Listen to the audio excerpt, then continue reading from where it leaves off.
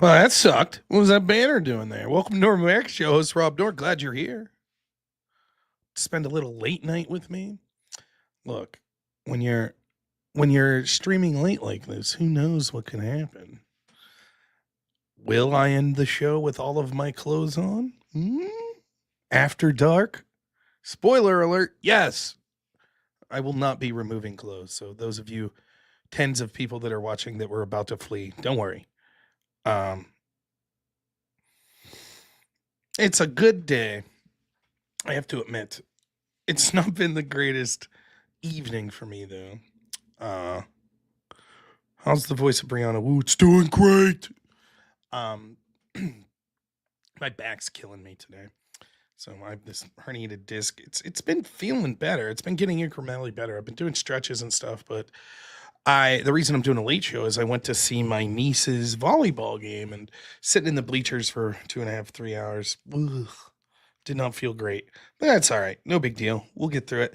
Though I will be honest, I did take some drowsy medication before I came up here. So if you see me just like, yeah, these, Trump administration, Doge, the lefties, you know what's going on. We'll keep the intensity up though. We always do. So for those wondering, my niece's team did not win. Bummer. But she did good. She's in 8th grade, I believe, so that's around the age. There was one girl on the other team that I would have been afraid to like line up against. She could spike the ball. It's crazy. And she was taller than the rest of the people on the court, but not like she's probably my height. Like I'm 5'8", 5'7.5", I think technically. She's probably about that tall, which is a little taller than most of the other 8th graders, but she had some vertical, man. She's bringing a hammer down. It was kind of crazy. I was like, that's kind of intimidating. The thing is, though, I've noticed because I used to watch my wife's sister played volleyball when she's younger. So when my wife and me started dating, her sister was still in high school, and I noticed a lot of the people here in like the smaller areas that are playing volleyball, at least I saw the people that are spiking it like really hard, like 70% of the time it's going out of the court. Like, so if you just don't touch it, the problem is they're like spiking it right at people, and it's hard to tell yourself, hey, get out of the way. So, but it was fun. It was fun watching. My man Hank went with us, and he was, a little antsy in the pantsy, if I'm honest. Why don't I have books or degrees hanging up like smart kids? I got Admiral Akbar and the dude. That's about my speed. So, so yeah, that's what's going on. My back's stiff, it's sore, but we'll get through it. I didn't get much planning done for a show tonight, so this is going to be stream of consciousness. Hopefully, we'll chum someone in to debate. That'd be nice.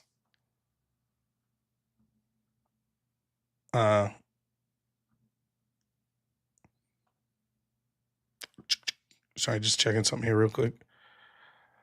I know there's been some court orders, etc., that was issued today. JFK take. We can do JFK take. We'll take suggestions today. Absolutely. But yeah, that was the deal with the volleyball. And I was telling, we're after dark, so I was like, Hank, Hank's 4, and his cousin's, in 8th grade. And he's like, I don't want to be here anymore. I was like, listen, Hank, let me tell you something. By the time you're like 16 or 17, your cousin's going to be an adult. And when you need someone to buy you cigarettes or whatever, you'd be like, hey, I went to your volleyball game when you were in junior high. Always building those relationships for later in life, right? Jack of Trades. Thanks so much. $2 says, I run Arch, by the way. I don't know what you're talking about. Yeah, it wasn't an Adam's apple check, but I was like, I'd like to see that girl's birth certificate. Are you sure she's not 18? She just bringing the hammer down. Now, good for her though. I was one of the things that amazed me, because I haven't been to like my sister, who is 20 years younger than me. She was in band. So I went to some band things when she was in high school, marching band and stuff. But I hadn't been to an athletic competition other than that, which would usually occur in football games. And when I was in high school, I played some sports, but I also did broadcast journalism and announced a lot of the sports games, basketball and stuff like that. And I was pleasantly surprised because I haven't really been involved in high school athletics for years other than just casually going to a game or two. I was pleasantly surprised with how many players there were on each team. Because, the sort of, trope is, kids aren't doing, they're not doing athletics anymore. They're all at home playing Minecraft on the computer. But I mean, there was a solid 20 people on each team for junior high volleyball. I I was like, good for them. That's really cool. Uh, Arch is some sort of computer bullshit. My friend messaged me. He's like, "What the hell is Trump saying in this clip with Lauren Ingram?" I'm not gonna play the clip for you, but he quotes him. He's like, Donald Trump on his son Barron. He could look at a computer. I turn off his laptop and I said, "Oh, good." And I go back 5 minutes later and he's got his laptop and I say, "How do you do that?" He's got an impeccable aptitude in technology. And my friend's like, "I don't understand what he's trying to say. His son's capable of turning on a laptop, Barron does." And Trump's like, "Wow, that's amazing." I was like, I don't know. Boomers, old guys like, "Wow, it's crazy. This new internet thing, Barron's been telling me about it. Apparently you could just like message people around the world. It's crazy. It's crazy." Get him, Trump. So, but yeah, that was it. That was my volleyball day. Let's talk JFK. Why not? First off, anybody wants to call in, let me know. I put the link to the StreamYard in the chat. I would prefer we find some folks that want to disagree with me on something. That would be best, but beggars can't be choosers, I guess. But we'll certainly take topics that people want to talk about. The JFK thing. So I've thumbed through some of what's been released. Some of what's been released had been released in the past. It's just more unredacted. Uh, but clearly there's nothing definitive that you're like, oh yeah, there's this guy did it. It wasn't Oswald, or it definitely was Oswald. Hey, what's up, Rational Wrong Think? My friend from down under. Before we get started on this, I got a Rational Wrong Thinks from Australia. Best movie about Australia, Rational Wrong Think. What do you think? I'll ask the audience too. What's your favorite movie that takes place in Australia or was filmed in Australia? There's good choices. There's a lot that I like. We'll see what folks think. Now, the obvious answer is one of my favorite movies of all time. Yeah, I mean, Crocodile Dundee's hard to beat. I absolutely love Crocodile Dundee. Yeah, but Will, oh my goodness. Unbelievable. Yeah, look at that. We get 2 in a row. We'll beat you though, Devin. I absolutely love the movie Quigley Down Under. It is so good. It's one of my favorite westerns. Romper Stomper. Believe it or not, I've seen that movie. Romper Stomper, I believe, is Russell Crowe's first movie. He plays a skinhead. It's actually a very good movie. Oh, I hit the wrong one. There you go. Bad Boy Bubby, I don't know. Kangaroo Jack. But yeah, I love Quigley Down Under. I probably watch Quigley Down Under 4 or 5 times a year. If you guys have never watched it, it's fantastic western starring Tom Selleck, where I'm going to spoil in it, and I'll spoil a little for you. The bad guy is Alan Rickman, or as you youngsters know, Professor Snape, or those of you that are my age know as Hans Gruber. He's the villain of the film. And let me just say, man, Tom Selleck ain't taking no guff from Alan Rickman. It's an excellent role for Alan Rickman too. Just this swarmy prick of a landowner. He's just the worst. It's good. It's good stuff. But my goodness, I absolutely love the movie Quigley Down Under. Yeah, well, shh. Will giving away a little of the ending there. It's a great movie though. It's cheesy though. The female lead is so cheesy. She's like, she's supposedly crazy because she went through a traumatic event, and you really start to roll your eyes at some point in it. But it's okay if you're not expecting like a serious dramatic movie. It's good stuff, man. That's my movie recommendation. I should start doing that once a show. Movie recommendation. Quigley Down Under. Of course, Crocodile Dundee is fantastic too.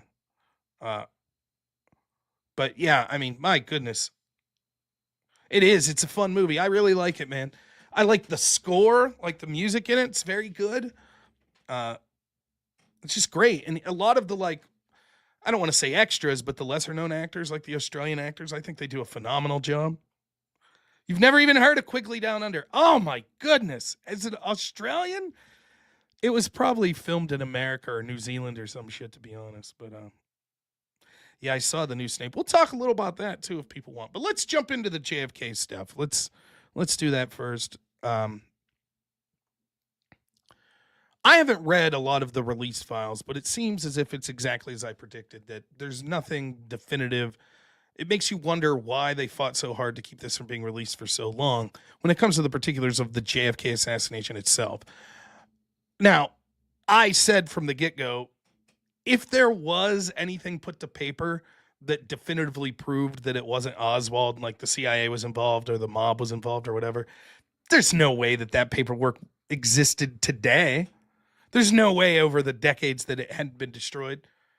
And if there was something nefarious, the chance that there was ever documents that were, taken and stored by these agencies in the first place is laughable. I thought Gibbs did fine on Tim Pool.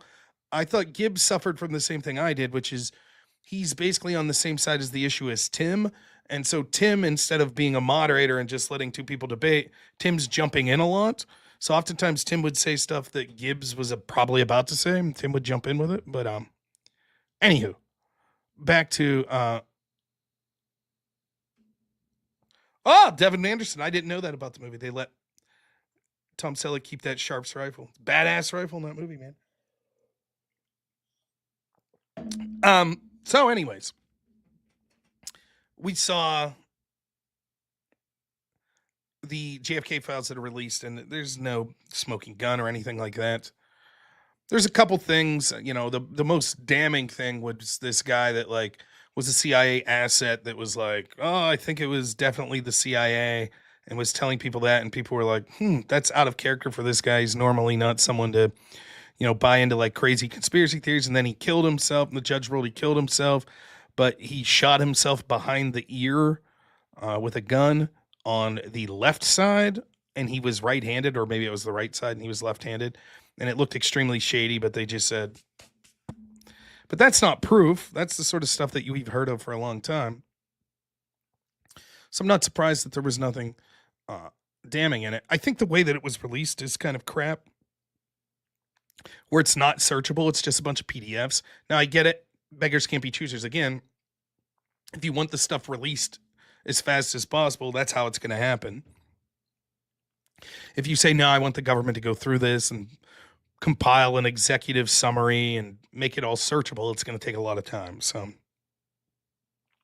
but wasn't the biggest fan of the format of which it was released, even though I understand it. However, there were things in the JFK files that's interesting that gives you an idea, and this is probably part of the reason that there was so much fighting to keep this from coming public. There's a lot of stuff that just paints a picture into what the CIA, how they generally operate. So there's files that I was reading that's just like, we're training these guerrillas in this country to like, help overthrow the country. And we're fighting for cultural revolutions in this country. We're doing X, Y, and Z, and we're teaming up with these people. And when you read this stuff, it's really amazing to me. It's really amazing how we just look at that, and you could, there's all kinds of stuff you can look at, particularly from the perspective of a left-winger.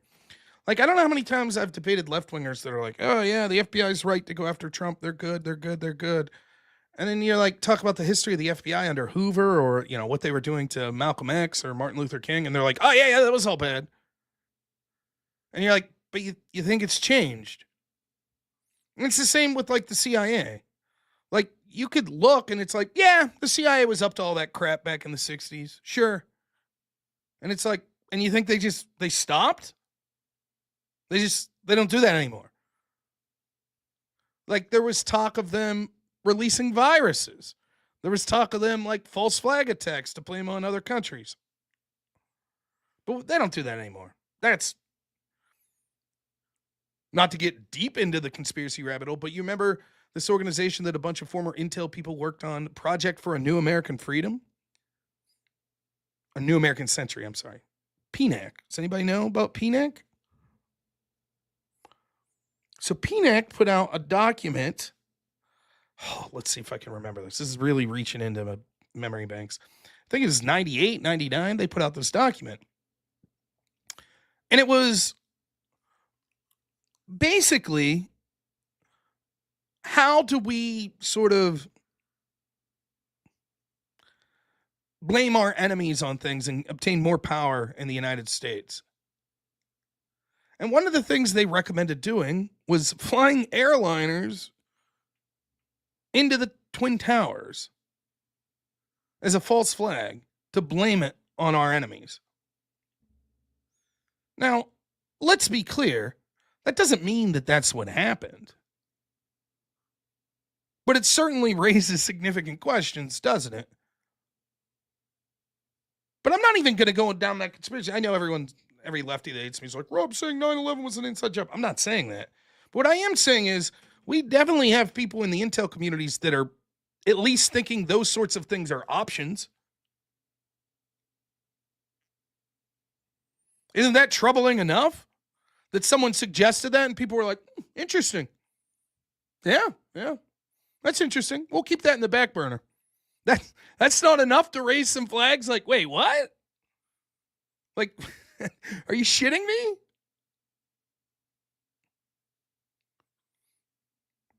You know, I always said with 9/11, for me, it was never the actions of 9/11, it was the reaction that made me question things. Can you debate me on 9/11 real quick? About what? Yeah, you can call in a debate if you want. Why don't you hear what my take is? Because maybe you're not going to disagree with me. So give me a second. Face the mic towards me a little more there. I'm on 9/11. I'm 17. Wait, I was born in 84. Yeah. So it was, I was a senior in high school. And I wasn't prone to conspiracy theory. I wasn't prone to political discourse. I was trying to figure out where I was going to get booze for that weekend to have a party, most likely. Ben, thanks so much for the $10. Says, what's your prediction on what happens to Trump? Will he not live until the end of his term? If he does go, then to go to jail? I see no peaceful end of any of this unless he dies of natural causes. Well, on one hand, Trump could do a significant job draining the swamp and outing the corruption, which will do a lot to save himself from the worst repercussions. On the other hand, if he's unable to accomplish that, there's a significant chance either way that he gets assassinated. He could just die of old age. I mean, he is old, so that's a possibility as well. But barring that not happening, yeah, I mean, there's a significant chance that he could end up in jail or sued into oblivion, etc. My guess is the way things are going now, I started off the first couple months being very optimistic. Well, let me be clear. When I say very optimistic, not very optimistic, I started off being more optimistic than I was. So I maybe had a 5% confidence that he would colloquially drain the swamp, and then I maybe up that to a 10%. But nah, I don't think that Pam Bondi's going to do shit, if I'm honest. And that'll be the end. I think that Trump will basically be hampered by the swamp, will probably be embroiled in some sort of war in Iran, which will take most of his focus, and he won't be focused on doing things like making sure elections can't be stolen, prosecuting people in the intel agencies that went after him. That stuff will probably be put on the back burner, and then the clock will run out before he has any chance to do anything. So anyways, back to 9/11, though. As someone who wasn't that involved in politics or, I remember thinking like after the dust settled, as a 17-year-old who doesn't really think about politics, the first thought that I had, like really questioning 9/11, not even like questioning the story that we were told, but just like, hey, how did the Pentagon get hit? That was my question. Like, I don't know much. I'm an idiot. But I know the Pentagon's like should be one of the most protected buildings in the world. I mean, it is the literal hub of our military intelligence. our enemies would have a lot of incentive to either attack it or infiltrate it. And so you would think that we would have a lot of protection. I mean, you'd think the White House, the Capitol, the Pentagon, those are sort of buildings that you would think there'd be a lot of defense. So my question was, I'm in Pennsylvania here, so there was a lot of people forget there was a third plane that went down. You had the two towers, and then you had the plane that went down in Shanksville, which the official story was that the passenger called his wife or whatever and said, "Let's roll," and then attacked the hijackers, and the plane crashed in Shanksville. Most likely what happened was that plane was shot down. And if it was, you really can't blame our military for saying, yeah, it was a hero took it down. That's a lie that I would actually be okay with. Like, if they shot it down because they're like, this plane's about to hit the White House, I get that. Anyways, and it would be tough to admit that. So, but how did the one after that hit the Pentagon? Like, why weren't there jets scrambled? Why wasn't there more significant air defense? And I was like, I grew up watching movies like Red Dawn, like the original Red Dawn from like 84, right? Like, even though I was born in 84 and the Cold War was sort of a thing of the past by the time I was a teenager, your teachers would always tell these stories like, oh, we used to have these drills where we would, there'd be a bomb alarm and we all had to get under the desk. And it was like, well, in case the Soviets bomb us. That was apparently like the paranoia, rightfully so, that was in the United States at the time of the Cold War. So if a couple dudes in caves with box cutters could successfully attack with an airplane, which should be one of the most protected buildings in our country, what chance would we have if a sophisticated military armed with like serious weaponry or a nuclear device decided they were going to attack us? Like, that seems like a pretty damn big failure, right? And so my question was, how did it happen? And like, who was held responsible? What changes were made? Was someone fired? Were they court-martialed? Were there policy changes with our military defense? Like, what's the story? And I remember saying that, like, I don't even know, months after 9/11 happened. And it was amazing how many people were just like, shut your mouth, you un-American prick. And I was just like, wait, what?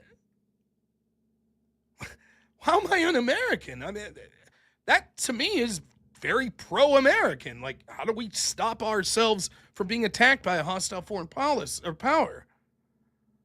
And the reaction to me was the first time that I raised an eyebrow and was like, wait, what the hell is going on here? Why are you people freaking out and attacking me? This seems like totally reasonable questions that anybody interested in the military or politics should be asking. Yeah, now I know that NORAD was having drills in Connecticut in 9/11. A lot of coincidences, huh? But it was just, I mean, it was surreal to me. That was the first time. And that's when I started to realize, like, oftentimes when you could gauge by someone's reaction how, if the story they're telling you is true or not.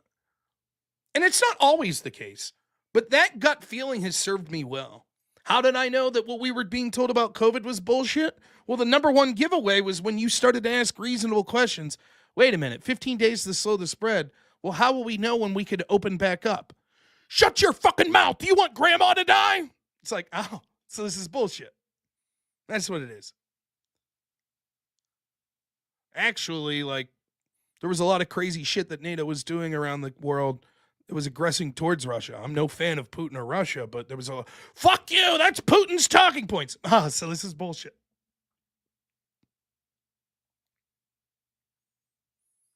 Sam Spade for $5 says, I'm cynical, so I think maybe more than just incompetence. Remember the Chinese balloon? What the fuck?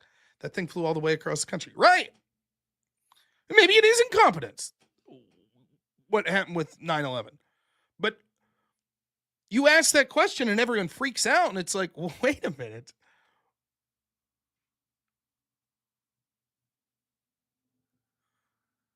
And I'm sick and tired of everything, when you see things that are really bad with the federal government and it looks corrupt, the defense is always, no, they're just brutally incompetent. That's all it is. It's just brutal incompetence.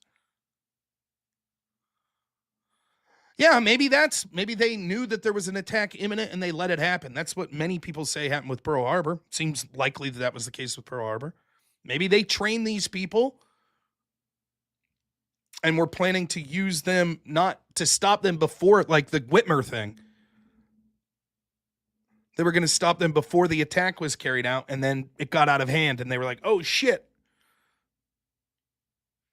We can't bring that up now. We got to cover all of our asses. Yeah, the BBC mentioned the collapse of the tower before it happened. I mean, there's a lot of, you could say that was just an accident or whatever, but there's a lot of coincidences. As is always the case. But when you see that these sort of things were suggested, and we get back to the JFK files, like the sort of things that they were suggesting, doing across the globe, you think that stopped? They wouldn't do that anymore? They wouldn't do that shit?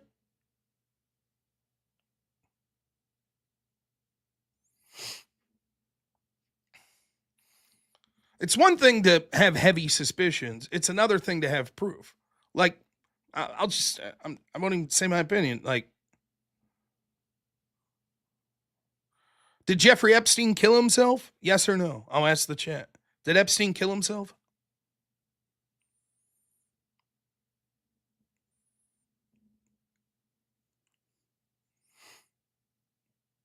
Type yes if you think that he did kill himself, or no if you think he didn't.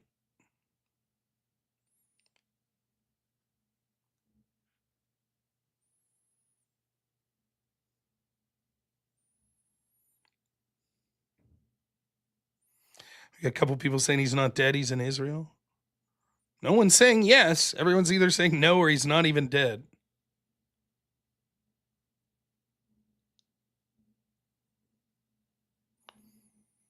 Epstein didn't kill himself.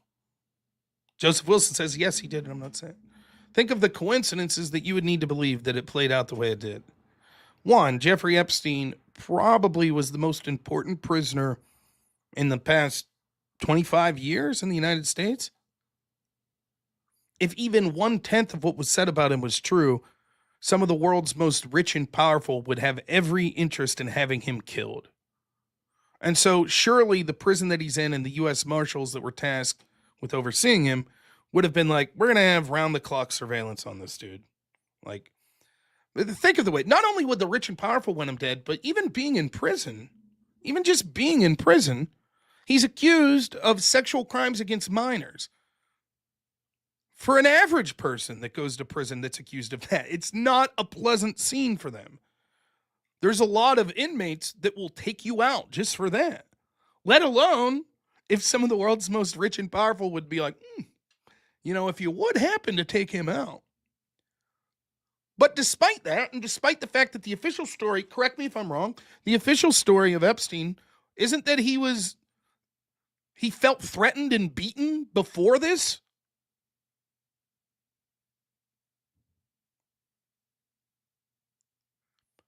So if you already knew that he claimed he was receiving threats and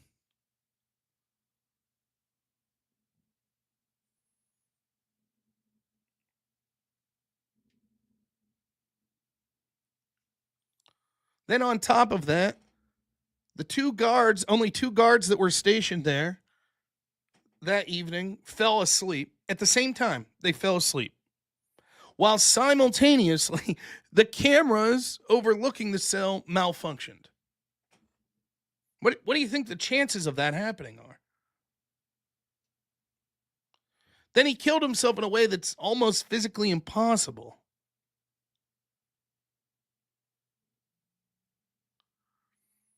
And although one coroner said it looked like a suicide, a second coroner paid for by Epstein's family said no, it didn't look that way.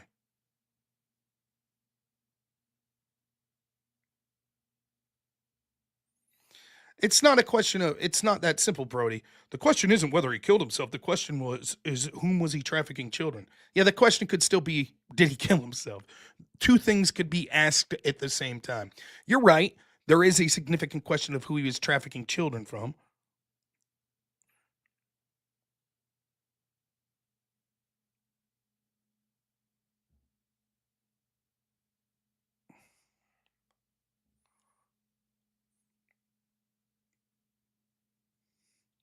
Ben says, for $5, thanks. So don't question, but like, why isn't his wife being tortured to give names? What about the kids that were allegedly involved? Well, they're not going to torture her, obviously. Um, Many of the names are known by investigators. Why did the FBI let him off the hook in, when was it, 2008, with a slap on the wrist? And then in a very rare scenario, all of the documentation from that trial was sealed. The reason that he was arrested when he was, and when was it, like 2019, was because Mike Cernovich and the Miami Sun-Herald were filing Freedom of Information Act lawsuits to get that case unsealed. I remember watching the day that they arrested Epstein, and for me, it looked like the FBI was begrudgingly arresting him. They were like, oh, I guess we got to do this because public outrage is.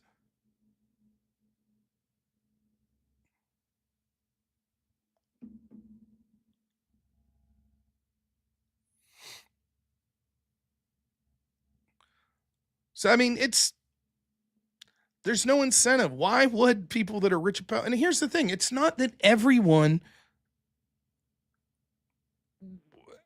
that was involved with them slept with little children.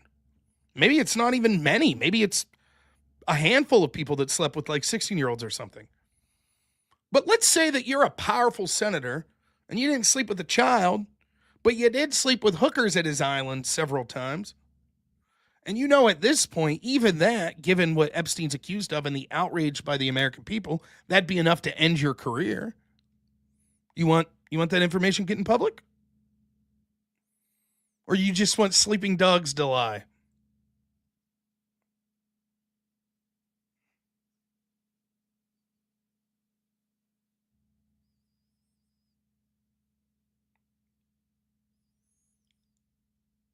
So, I mean, they have no interest in releasing that list. They have no interest in going after people that were purchasing the sex trafficked victims.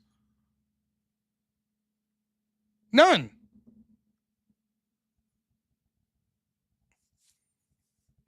It's the same in Hollywood. I mean, you hear stories like Corey Feldman. He's named. Corey Feldman's, I forget the names he named, but he's named names. These people sexually assaulted me.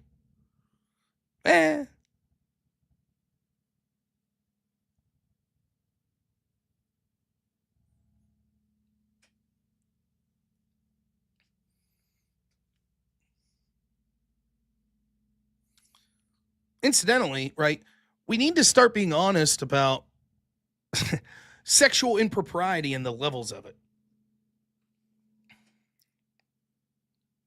Let's have a tough conversation about that right now, shall we? I'm not what you would consider an objectively attractive man. I'm actually a pretty boring person in real life. This is gonna be stream of conscious. I'm just gonna roll here.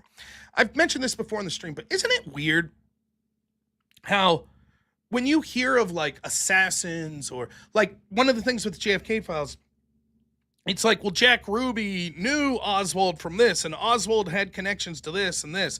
And like, you'll hear about these people. It's like, well, this person was neighbors with this person and like this famous person. I don't know about you all, but I don't know like anyone famous at all. Crisco, thanks so much for the $50. Says, I was going to vacation in the US, but now Trump made my money worthless. So I'm going to Japan, not my president. Blumph tariffs. Israel did 9/11. Epstein not dead. Now you're sending your worthless Canadian bucks to me, you bastard. I don't know if Courtney's in here, but Courtney's legally obligated to say I'm attractive, but we all know the truth.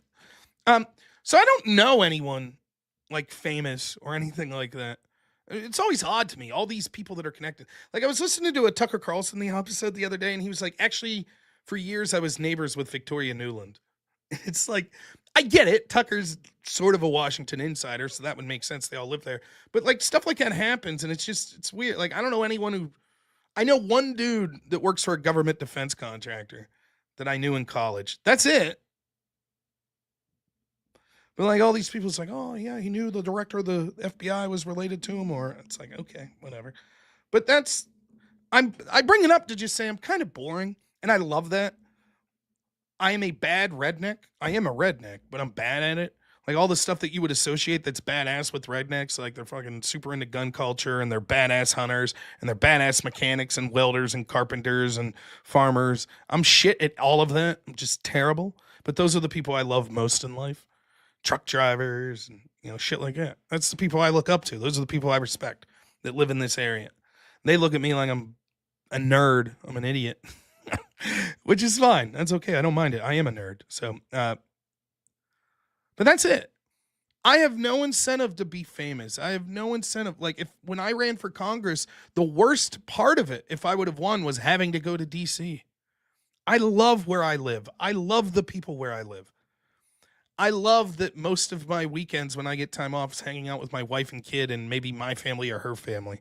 It's great. I still have friends I see occasionally, but that's it.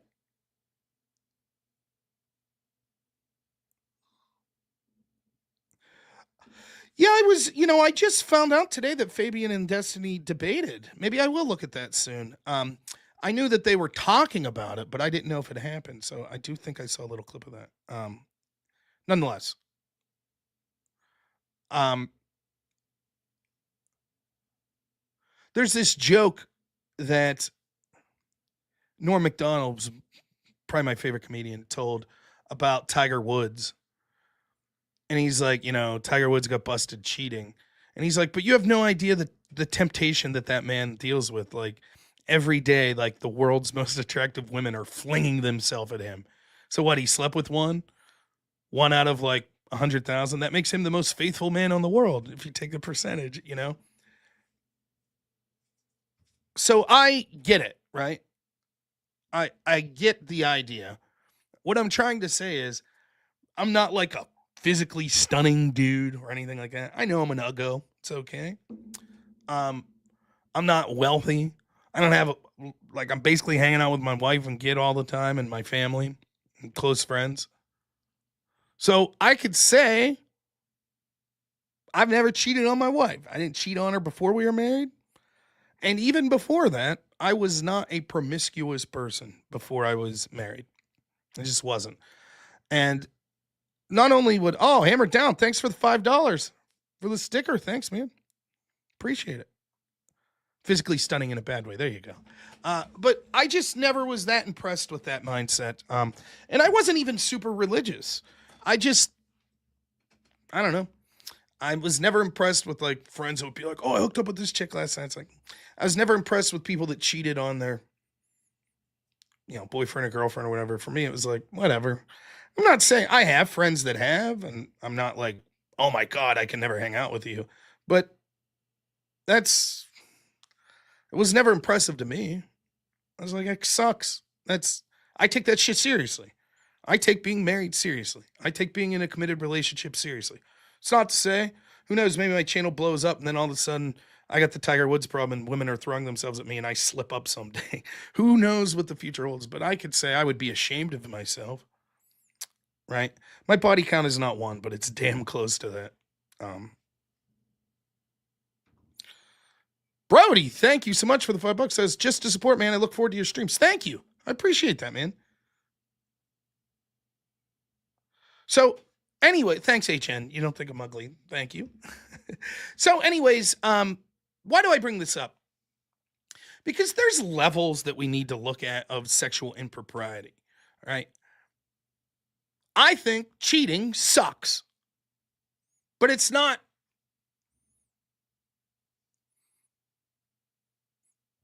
How can they don't like you to say this word on YouTube.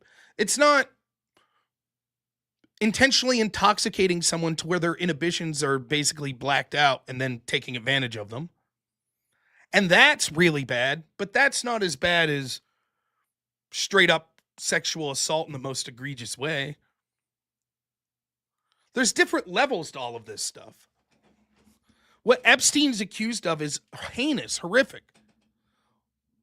What Harvey Weinstein's accused of doesn't rise to that level. Weinstein, what he's accused of isn't good. What Destiny's accused of is heinous. But it's not sexual assault. So why am I talking about all this? I briefly talked about this story yesterday, but the Harry Sisson thing, I can't. I don't like Harry Sisson. I think Harry Sisson's worse than like Dean Withers and Parker and that crew.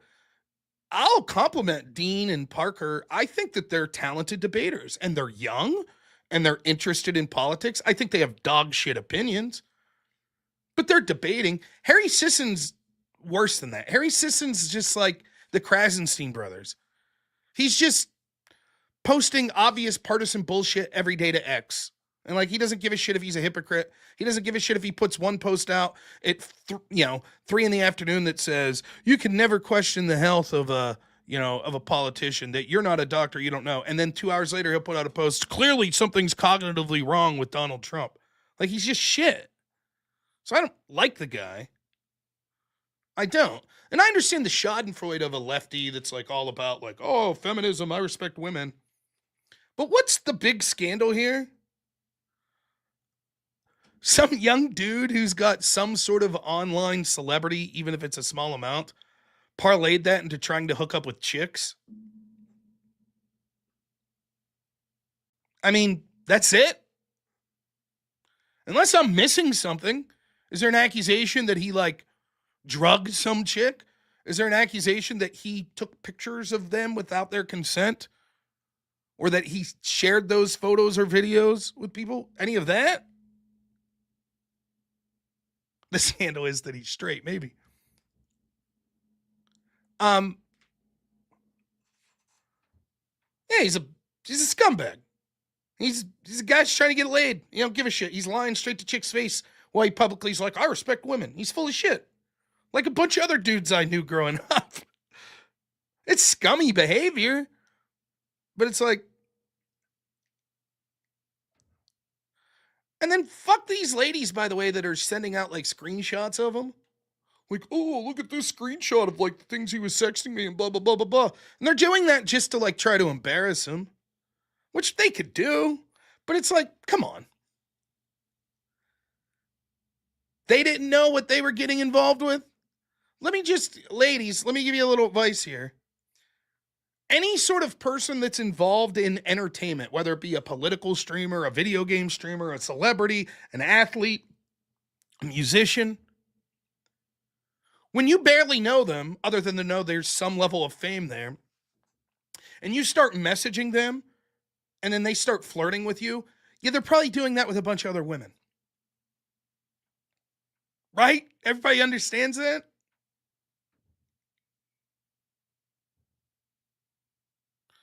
Webmaster, I'll get to you in a second.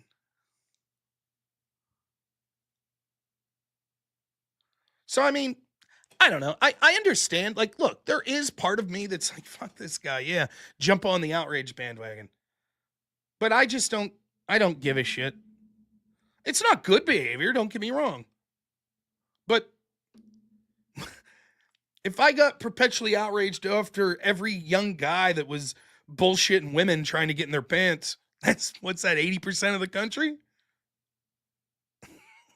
Come on. How old is Harry Sisson? Like, my guess is 20, 21. Maybe he's not even 21 yet. I don't know. 23. Okay. I mean, that's young guy shit. Now, if it turns out some of these girls were underage or some shit, that's different.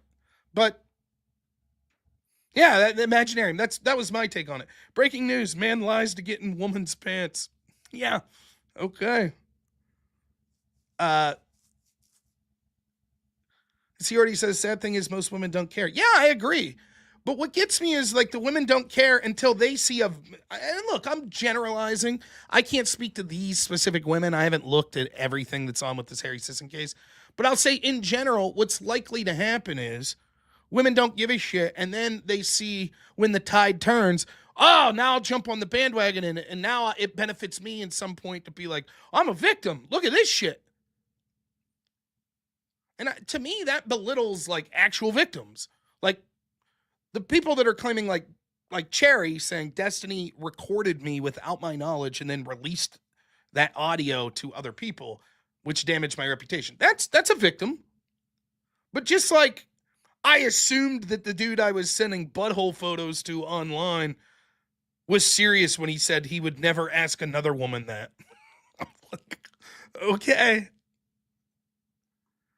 Ben says, thanks for the $5. Says the women are doing it because they want to be famous over it. That's literally why they're doing it. Yeah, I would say that they see an advantage. And again, I can't prove that. Maybe that's not the case with all of them, but so Harry Sisson, I think you're shit, but come on over to the dark side. Come over to us MAGA people. We don't give a shit. Anybody that's fucking with you that's MAGA right now is only doing it because you're Harry Sisson. They don't really give a shit that you tried to hook up with some chick. By the way, this is in a serious note. I said this all the time when I would talk to Republicans about how to reach out to young people, and it's amazing because I think the youngest generation, like those 18 to 25, they're becoming more conservative. Not only more conservative, but like more MAGA. One of the things I said, there's ways to reach young people. The young people have it tough. Young people have always had it tough. Young people today, by the way, despite what you'll hear, don't have it worse than any young people ever.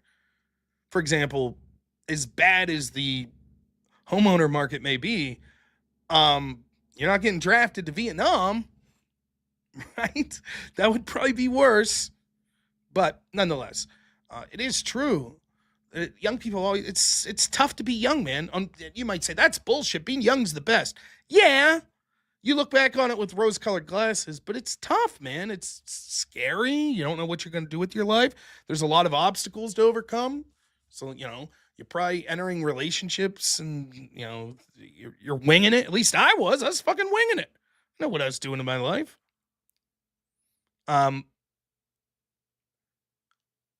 so, I won't begrudge young people that are like, hey, things are tough. And things are on top of that tough for young people now with economic futures. And, you were fed a bill of goods. Even I was fed a bill of goods. Go to college, you'll get an awesome job. And then I got a bunch of student loan debt. Now I'm going to pay that back probably the rest of my life. Okay. Young people now, same bullshit. They go off to college and, picture you're a young white man. Basically, because of the weakness of your parents' and grandparents' generation, you're now shit on in this country. Like you're responsible for all the world's ills. So I get why it would be appealing to be like a socialist. And so the two things I always said was, here's the two ways to appeal to young people. One, when Bernie Sanders is talking about giving you free shit, he's not going to pay for it, but you will. It'll be the young people that end up paying for all this. And that's why I think Doge is so appealing to young people. Remind me, we'll talk about Doge in a second here. That's why it's so appealing. Young people realize they're the ones that are going to get screwed. The more we print money, the more inflation occurs, the more the housing market becomes unaffordable to them. It's young people that are screwed. What's my age range for young? It's obviously variable, but, up all through your 20s, sure.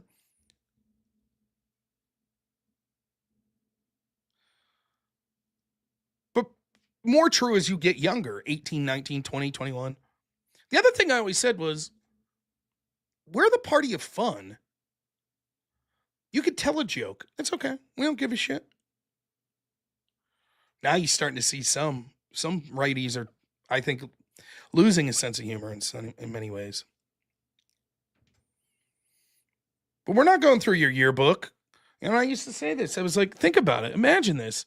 Imagine being a good little progressive left-wing establishment Democrat. And you do everything right for 15 years.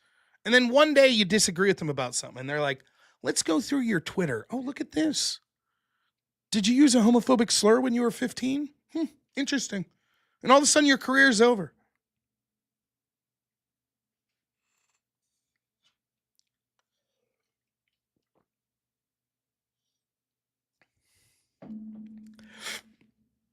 And I used to say, I was like, that's the case you make to young people. We have fun. We're not trying to ruin your life over jokes and shit. You're not going to have to walk on eggshells the rest of your life. And we're we're not going to give you a bunch of false promises that you're going to have to pay for. And I think you see that young people are waking up to that. One of the ways to frame Doge is as follows. So here's one of the problems that you'll see with Doge. Inevitably, and this is everything, when it comes, this is why they always say, you could vote yourself into socialism, but you have to fight your way out. In general, what they're talking about is this.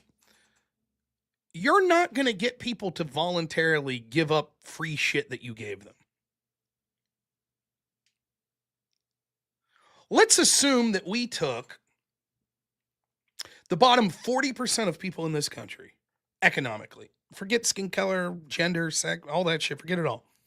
Just by pure earnings, the bottom 40% of adults.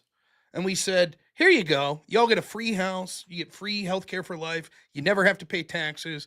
We're going to send you a check for $5,000 a month. Rest of your life. There. Boom. End of story.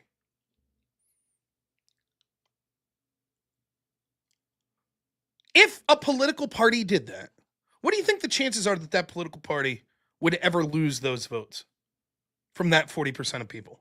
What do you think the chances are? Those 40% of people would crawl over broken glass to make sure that that party kept in power to keep sending them that shit. The party that would come up and say, you're literally bankrupting America. Like, this can't stand. They're going to be treated like terrorists from these 40% of people that are set for life. They're going to say, fuck that. No. Once the government starts handing shit out to people and other people have to pay for, it's really hard to then take that shit back. You could talk all you want about how Social Security is insolvent, but you're never going to win an election if you say, yeah, we're ending Social Security. Because all the people that vote, the older people are going to go, fuck you. You ain't taking my shit. I was promised that. And they're right. They were promised that.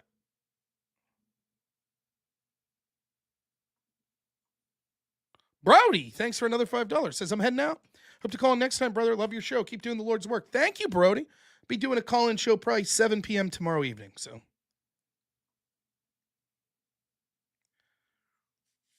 the same's true with like immigration. You leave millions of people in, it's hard to get rid of them. It's hard because of things like due process. It's hard because those people are going to want to stay. And the truth is, anytime you're cutting government programs, anytime you're talking about deporting people, there will be not only mistakes, there will be legitimate heartbreaking stories. Like, legitimately. And I empathize with that. I do. Mikey, thanks so much for $10. Says, keep up the good work, man. Trying to, Mikey. Thanks so much, man.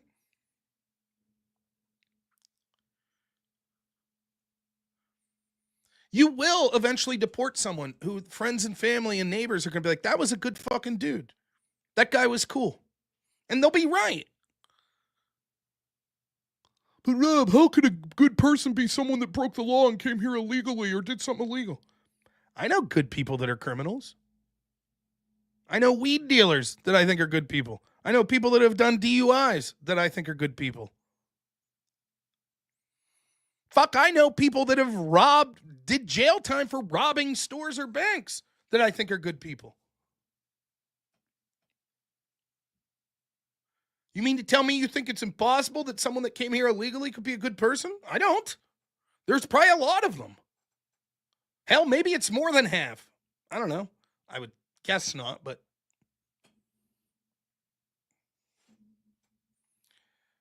Ben, thanks so much for another $10. Says Carolyn Levitt, Kaylee McCaney, Christy Nome, Alina Hava. Straight men vote for Trump for the policies. Yes, it's the policies.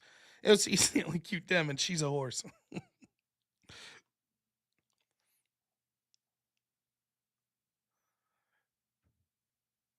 So it's inevitable when you start kicking people out that there's going to be sob stories that will be legitimate. I'm sorry. That doesn't mean, what's the alternative? What's the alternative? I guess we can't kick anyone out then.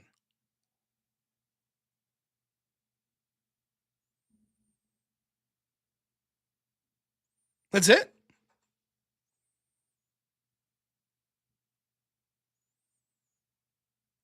Do I know any good people that have shared revenge porn and covertly recorded gay BJs? Not to my knowledge. I don't know any good people that fall into that category. But then again, my social circle is very limited, so.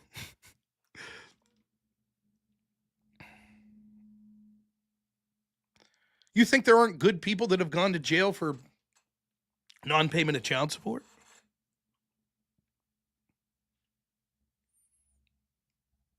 Not paying their taxes? Think there haven't been good people that have not gone to jail for that have gone to jail for not paying taxes? But what do? We say, oh, well then. You got it, Kevin Phoenix.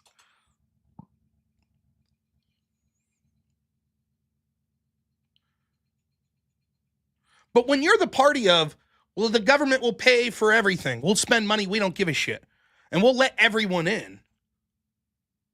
You'll always be able to appeal to the emotions by saying, look, we can't stop, like take Doge. We can't use Doge. You have to use a very fine scalpel because look, here's an 8-year-old girl that died of AIDS in Africa. And if Doge wouldn't have cut this one particular program, that this 8-year-old would be alive. So let's say we agree like, oh shit, yeah. We have to be much more careful. And they'll be like, oh, okay. So we really can't cut anything because there's a chance all of that could do that all the time. You hear that Mark Cuban put out today. He was like, oh, I'm just saying that we don't just say ready, aim, fire and eliminate all this shit. We have to incrementally do it. How are you going to do that? If there was a will from the elected leaders to incrementally do it, then they would have not only have done it in the past, 30 years, but instead what they did was the exact opposite. And they've spent more and more recklessly, and it's exponentially getting worse. Trump's got 4 years the way he sees it. And the establishment's plan is to run out the clock.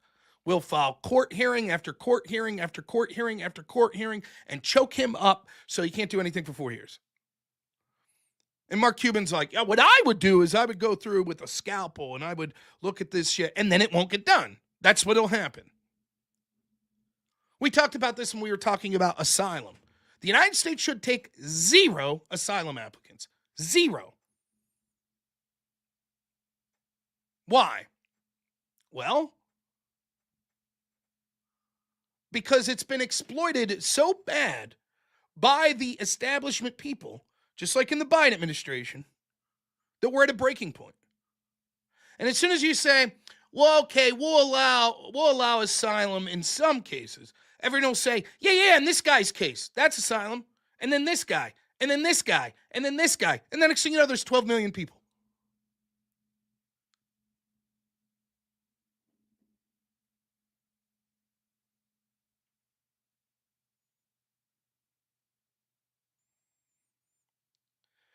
Can I explain the national debt, how it can negatively impact us? Because we print money to pay interest on debt, which causes a devaluation of the money.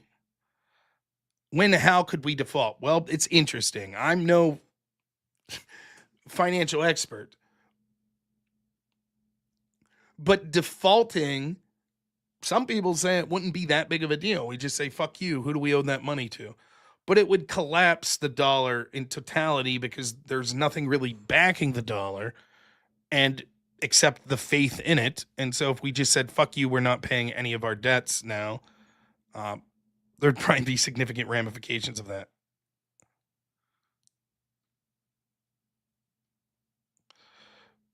You should watch the Tucker Carlson, I forget the guy's name, but where he talks about Trump's tariff plan is part of a larger plan to get us back to more of a gold standard, or at least get off of the standard of the dollar being the world reserve currency.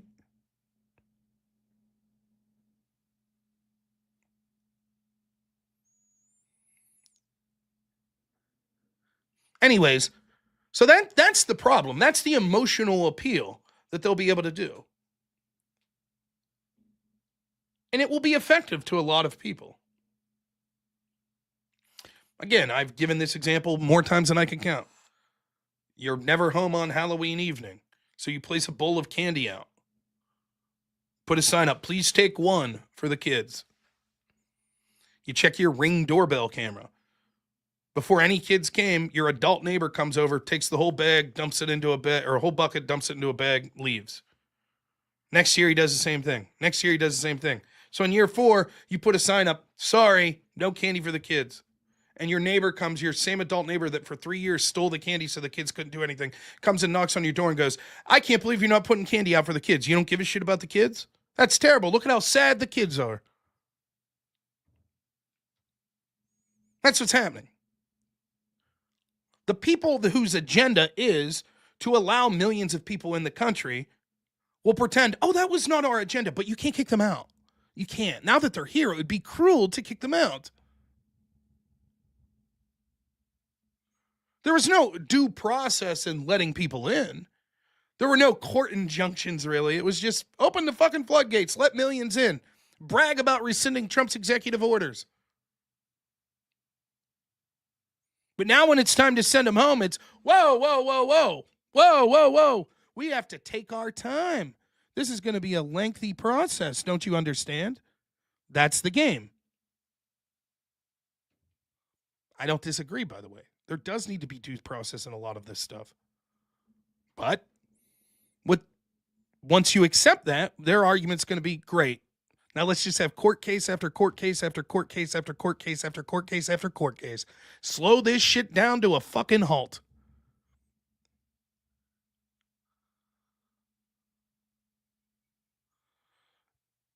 $8 million illegals? Try more like 32 to 35 million illegals in this country. 12 million alone came in under Biden.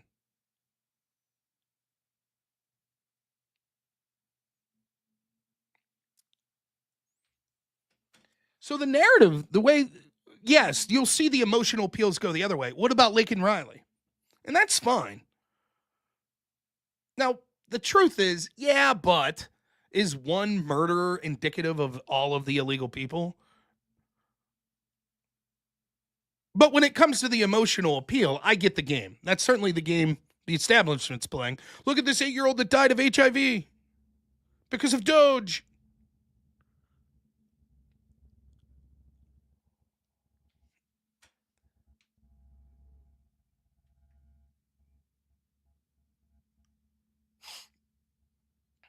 But the emotional appeal that you play that happens to be true is every single person in Washington, in Congress, that votes for these spending bills, that's against Doge and against trying to rein in government spending, every single one of them wants to devastate your children. They want your children's life to be worse than yours, and their children's to be worse still. Every single one of these people say, I want to live lavishly. Fuck it, make the kids pay for it.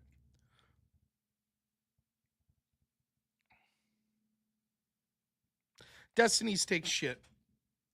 We need the immigrants for jobs. I guess we'll see then. Now, if we get rid of the illegals, then we start cutting back on the insane amount of welfare that we give out to people to not work. Then people will take those jobs. By the way, then employers will have to pay more, which Americans will then be willing to take those jobs.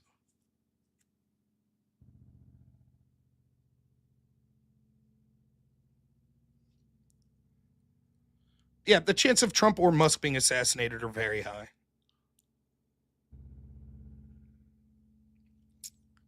Sorry, that's my washing machine.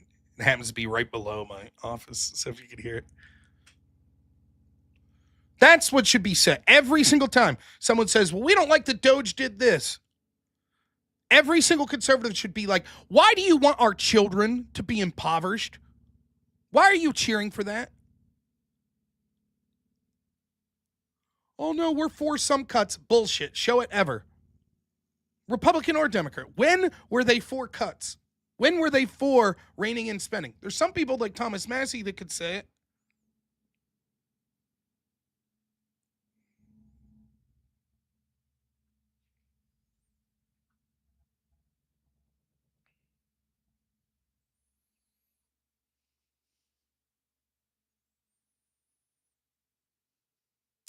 More JFK files being updated.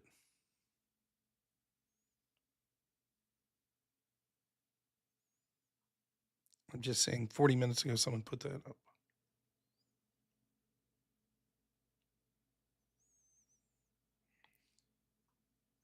You see this game at the judge. It's a very difficult conversation. Like, there are people that I talk to. There's a guy, I haven't talked to him in a long time. His name's Richie. He's a fan of the Crucible, and I met him through the Crucible when I did this show, The Arena, with the Crucible. Richie, smart guy, enjoyed him. Richie's argument is, fuck it, we get power, use it. Because I'm like, for example, talking about the education system. I don't want our education system. I'm for, by the way, getting rid of the Department of Education. I think the government education of children sucks. But as long as it's there to some extent, I don't want them indoctrinating children. I want them teaching math, English, literature, civics. I don't want them teaching critical race theory, DEI, trans ideology. But nor do I want them responsible for teaching my child Christianity or any particular religion. It's not their job. I'll take care of that. Richie says, no, fuck that. Yes, that's what we should be doing. Our schools should be indoctrinating children into our beliefs. That's what our opponents want. And it's difficult to argue against.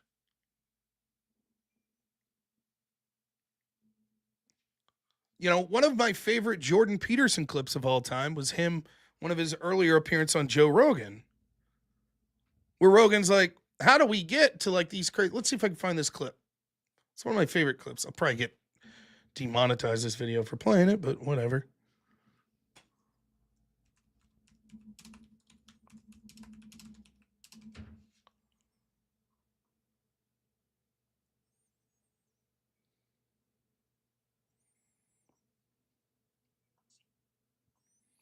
I don't know that we'll play the whole clip, but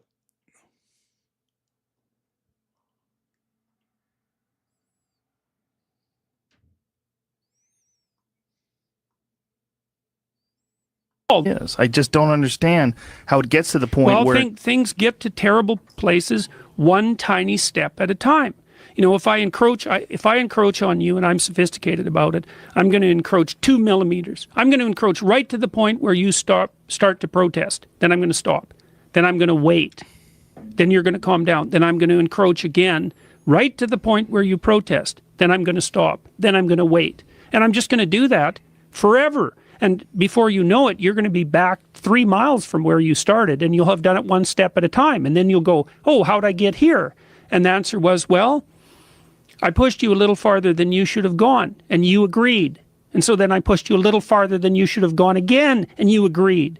And if anybody's interested in this sort of process, and this is a horrifying book, if you want to read about how this process works, you can read a book called Ordinary Men by Robert Browning. And Ordinary Men is about, Browning was interested in how the Nazis trained how they trained people to kill, basically. And so Robert Browning studied this police battalion. It's a very interesting book.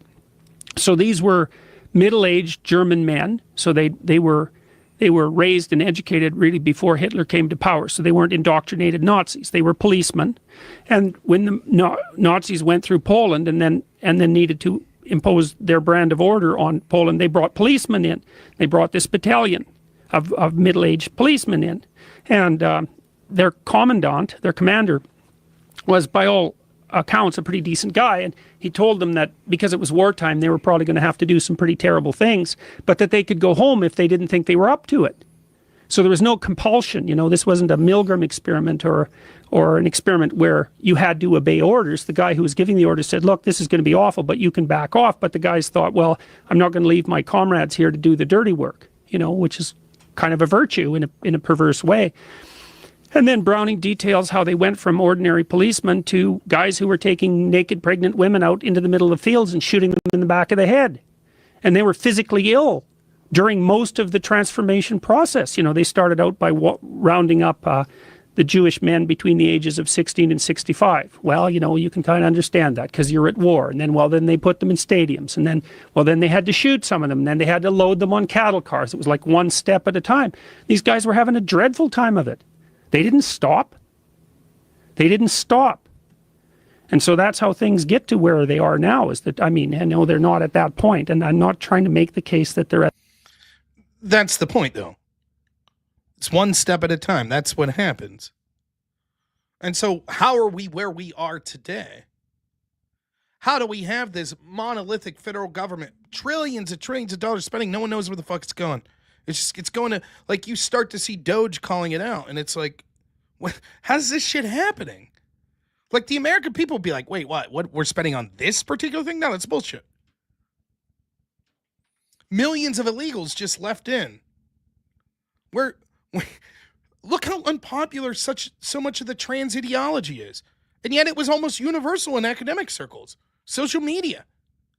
I got a 30-day ban on Twitch for misgendering someone, while my opponent called me a homophobic slur like 12 times and got a 7-day ban, while Hassan suggested killing a sitting senator and got a 1.5-day ban. That's how serious trans ideology is. Still to this day.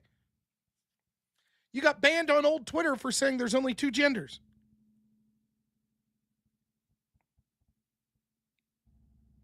Yeah, the group of followers are the Norbiters. Rage House.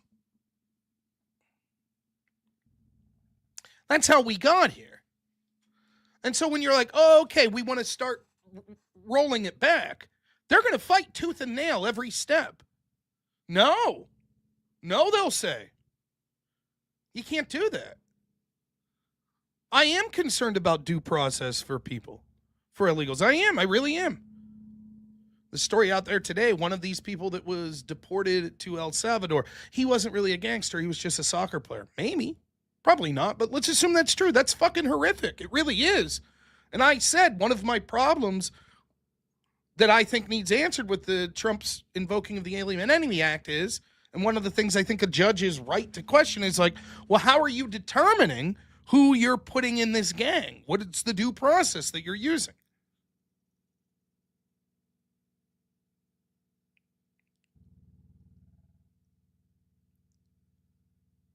These people, these establishment bootlickers laugh at the fucking Constitution. They laughed when you were being censored. More news breaking today of how this censors America First Legal. Just put a big thread out I was reading today about how government institutions were involved internationally with the censorship of Americans. That's okay. These people laugh. No big deal. Fuck you. Who cares? They laughed when you brought up questions of due process of the January 6th people that were arrested. We don't give a fuck. They didn't have a problem when Black Lives Matter people and Antifa people were given slaps on the wrist all across this country. Didn't give a fuck. They laughed when the obvious lawfare was going after Trump. They didn't give a shit. They didn't give a fuck about the Constitution. They didn't give a fuck about legitimate legal institutions. Didn't give a shit. They pretended to, but they didn't give a shit. They didn't care about the intent of the founding fathers when it was like, yeah, the executive branch is just going to fucking let a bunch of illegals in. Unvetted. Millions. Founding fathers have probably been cool with that. But as soon as you try to go the other way, now they're the biggest supporters of the Constitution. Oh my God, due process. Oh my God, it's so important.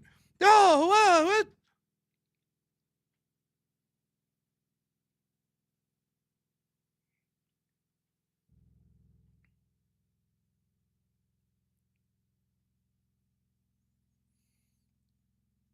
I still give a shit about the Constitution. I don't want Trump to ignore, particularly the Supreme Court.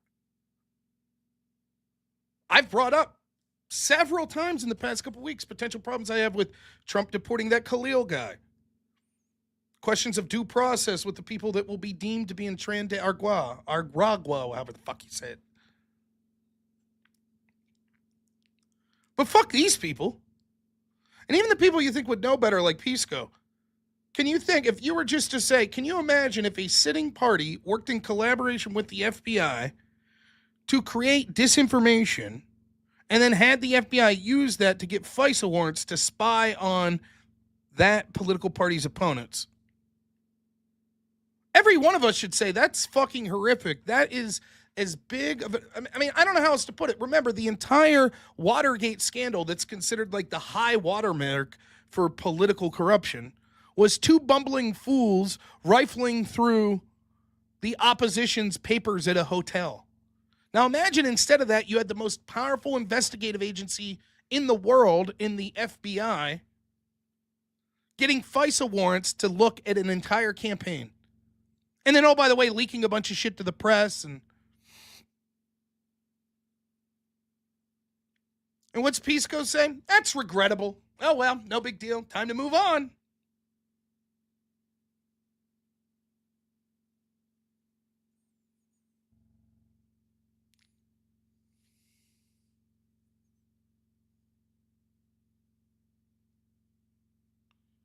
Where were all the due process advocates with Alawaki when Obama was droning an American citizen? Where were they? Some are there. I respect those people. Matt Taibbi, Glenn Greenwald, Aaron Maté. Yeah. They called it out then, and now they'll call out, we think Trump's violating due process. It's fair.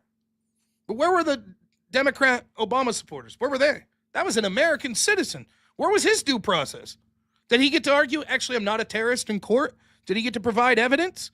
No, he was just fucking executed. They didn't give a shit. They didn't say, wow, that's so serious, we're not going to vote for this dude. They didn't say that. They say, even if you're not an American citizen, due process should apply to you. Really? How many terrorists did Obama take out? How about Biden? Yeah, Gonzalo Lira. What was his due process?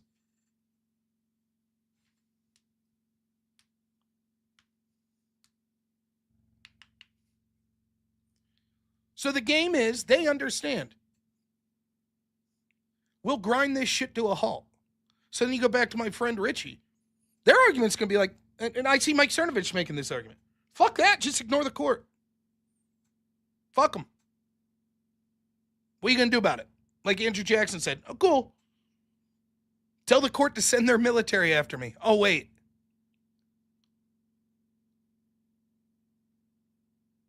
HN says he was a terrorist, though. Should Obama just allow him to bomb us first? How do you know he was a terrorist, HN? Did you hear his side of the story?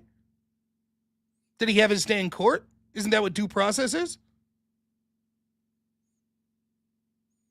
As convinced as you are is that he is a terrorist, that's how convinced people are that Khalil that got deported is a terrorist sympathizer.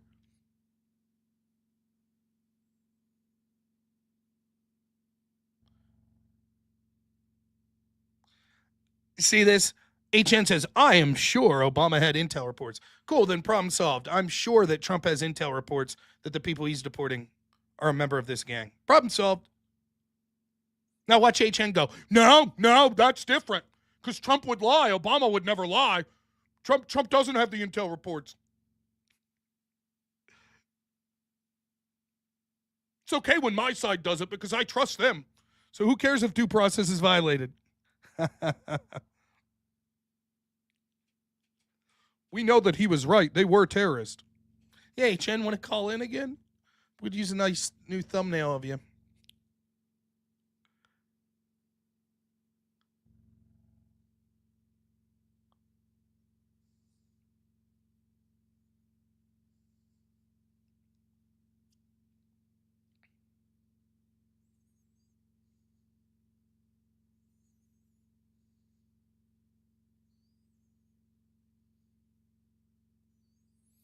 Yeah, day in court's not necessarily the same as due process. That's true.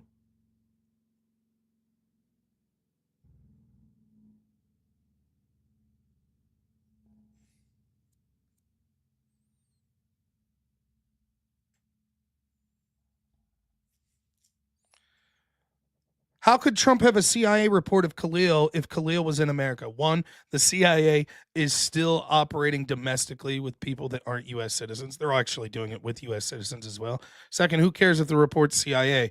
You just said intel report. Is the FBI an intel agency?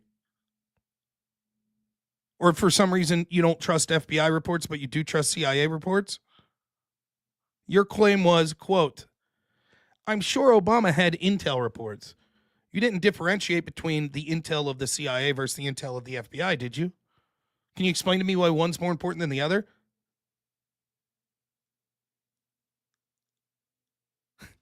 The CIA is on the up and up, though. Trust him, yeah.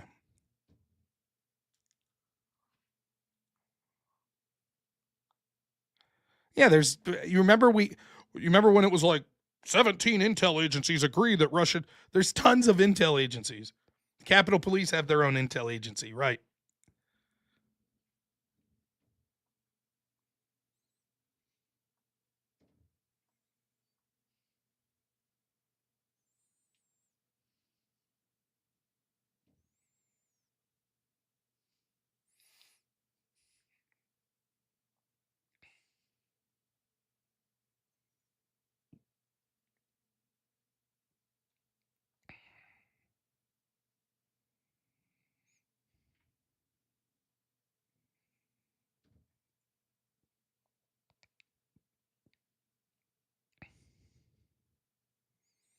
So how do you know if Trump has FBI intel on Khalil or not?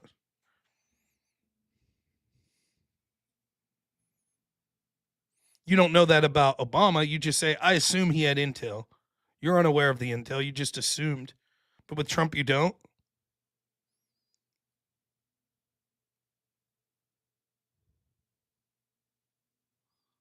No, you're right, Captain Phoenix, about due process. But with an American citizen, it's supposed to mean more. So the due process is different if, like, someone's brandishing a gun at the president at the moment, obviously. It's different if you're in war. It's different if it's not a U.S. citizen and it's supposedly a terrorist. But Al-Awlaki was a U.S. citizen who was overseas. Wasn't like he was brandishing a weapon in that moment.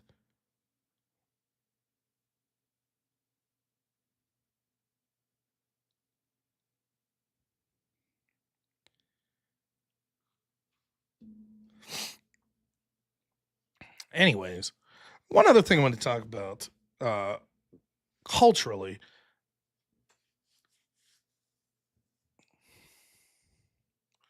Do you think sometimes, like, I hear this term woke right all the time? Whatever. I'm not jumping on that bandwagon. But sometimes I do think that on the right, the pendulum's swinging too far at times in ways I just don't give a shit. I understand the utility of it. Now, I haven't played video games a lot for a long time. I still like to play MLB The Show from time to time, but I don't really play games online. So I might play like a role-playing game. Like, I bought Baldur's Gate 3. I've only played like 3 hours of it. Seems fun, though. But I've had it for over a year, and I just never have time to play. I don't like playing games online necessarily, though. Mario Kart I have, yes. My son, you remember that old game Castle Crashers? My son and me got it. We played a little. Right? Yeah, we're talking about the gay video game. Yeah. I seem to remember back in the day playing games where there were romance options that maybe you could have gay relationships or whatever. Anyways, in steps this new Assassin's Creed game, and I've played the first 2 Assassin's Creeds. That's the only Assassin's Creeds I ever played. I thought the first one was average. I really liked the second Assassin's Creed game, though. Thought it was pretty good. The new one, apparently people have been clamoring, and it makes sense. A game where you play an assassin, and it's heavily involved in like historical context. Easily one of the settings that you could envision for that's like, feudal Japan, ninjas assassinating people. Makes sense, right?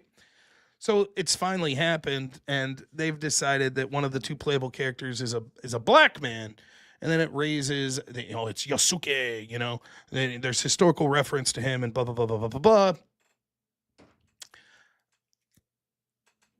I don't give a shit. If the game's fun, it's fun. That's how I've always felt about this woke shit. The problem with woke was there's 2 problems. It's one, that it's insidious, that they're infiltrating an agenda, and it's being done so universally. Like, I don't give a shit if someone says, I want a movie to fucking advocate for trans people. Like, who gives a shit? Do you? Fine, great. The problem's if like all of the entertainment industry goes in that same direction. So there's a problem with like the unchallenged narrative that's being fed. Now you could say, but this has always been the case. You know, we went through a period in this country of Westerns where it was like the Indians are always the bad guys and the cowboys are always the good guys. And then we went through a phase where it's like, no, the noble savage and these horrible, evil white men, you know, they're the problem. Yeah, the truth is much of the entertainment industry is dog shit. They're just copying each other. There's seems like few real artists out there. But for me, when it comes to entertainment, even more than just the insidiousness of the message, which we could talk about. And again, the problem is that that message is almost universal. It's pushed by the entertainment industry. It's the same message being pushed by academia. It's the same message being pushed culturally in other institutions. The same message being put in social media, et cetera, et cetera. Like Black Lives Matter. Everybody just accepted it. Why? No one critically thought about it. I remember like video games, you were starting up like people were saying like Call of Duty, you'd start up and have a message Black Lives Matter. You watch the NFL, you know, Black Lives Matter, and like all this bullshit. And it's like, okay, like that's how universal it was with that message. But to me, the big problem when it comes to entertainment, and I know that a lot of people aren't going to like to hear this, but even more so than the message, which I understand the importance of cultural messaging, don't get me wrong. But the big problem to me is like, it's not fun. That's the problem. Make your fucking movie with your bullshit message. If it's a good movie, I'll watch it. Make your fucking video game with your bullshit message. If it's a fun game, I'll play it. But it seems like more often than not, the message is more important than the product itself.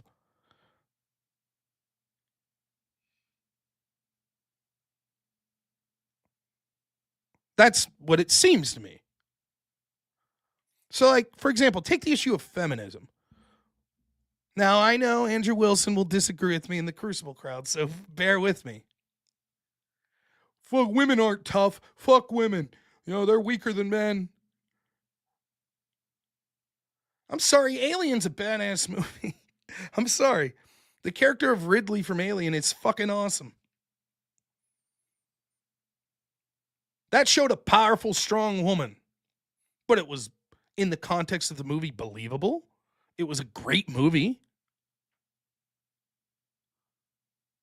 It didn't feel like they were beating you over the head with this women are better than men message. I mean, what is Alien, the movie? It comes down to a badass protagonist woman versus a badass antagonist woman, the alien queen. Yeah, Mulan. The difference now is if they made Alien, they would make it a point that it would be like ridiculous. Like I've told this story before. Like the what the fuck is the first? I haven't watched like Avengers movies, or what do they call it, the Marvel Cinematic Universe. I think the last one that I saw that came out was probably is it Ms. Marvel? Is that what it's called? Miss Marvel? Like the first one. I never saw the last Avengers movie I saw was the Ultron one. So I never saw Civil War. I never saw Infinity War. I never saw Endgame. I saw the first Ant-Man. I saw the second Thor. So I've never saw Thor Ragnarok or any of that. I've never seen the second Captain America. But whatever that movie was called, Miss Marvel, maybe it was called, or the Captain Marvel, that was it. Okay. And I remember I watched it, and it was not a good movie, but it wasn't horrible. It was bullshit to put on in the background. You know, stupid, just mindless, beat 'em up bullshit. But the one scene that just two scenes that made me laugh was like, there's a scene where she like lands on Earth and she has these superpowers, and this biker dude's just like, hey, look at you, you're looking cute. And she just like beats the fuck out of him and steals his bike. And you're supposed to be like, yeah, you go, girl. That guy had it coming for mildly hitting on her, saying she was attractive. It's like, okay, that was kind of funny. But to me, the best scene of the movie, spoilers, if you haven't seen Captain Marvel, here we go, spoilers. The best scene of the movie was, I just laughed my ass off. I was like, you gotta be shitting me. she's has like amnesia or something. I don't know. I didn't follow it that much. But she has memory loss. And it turns out she's been like brainwashed.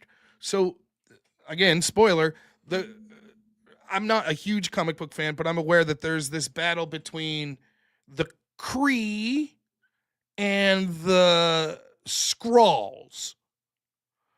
And she is with the Kree, but it turns out that they're bad. They brainwashed her and they're bad. And so it's explaining like she's got like memories flashing back, and it's these, I don't exactly remember exactly what's going on, but it's like these seminal moments, right? Where it's like the woman that was her mentor in the military that was a pilot, and it's like her mom, or childhood memory. So imagine it, like the 5 most important moments of your life are flashing back before you as this brainwashing's wearing off, and it's like your parents, before they passed away, and your mentor right before she died, and all of this shit. And then the last memory, they're showing these 5 like most crucial memories in her life. Is the brainwash. The last memory is just like some beat off dude at the bar looking at her. It's like in pilot school or whatever, and he's like, "Oh, that's why they call it a cockpit." And it's like, so you mean to tell me the defining moments of this character that's going to be central to your entire fucking franchise, her mentor dying, her parents dying, a pilot making a shitty joke that it's called cockpit because men are better pilots. That's it. And I was just like, what a fucking joke. I'm not going to go see Snow White. That's what I'm talking about. There are movies that go way too far, with this shit. So, but anyways, back to Assassin's Creed. I think there is a danger that people go too far the other direction. I saw it with it was the same bullshit with the Kingdom Come Deliverance Part 2, which I never played the first one, but I had friends that said, man, it's a good game. The first game was a good game. And then in this new one, it's like, well, there's the one dude that's like fucking central to the plot. It's one of the only dudes you can't kill, is like a Muslim who wouldn't have been in the area at that point. And he's like, plot armor. He's the smartest dude ever and the best dude ever. And you could be gay with him. You could choose to.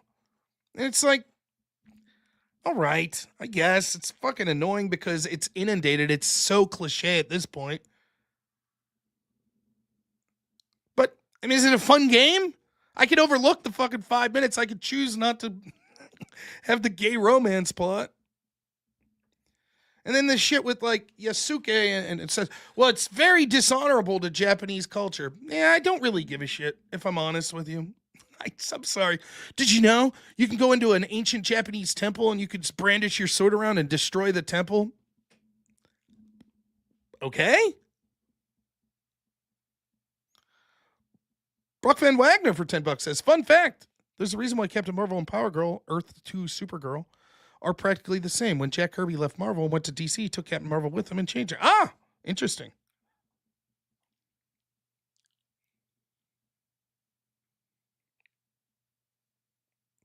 I just don't like at least the gay subplot line, and like apparently you could hook up with a non-binary male as well. You could do that.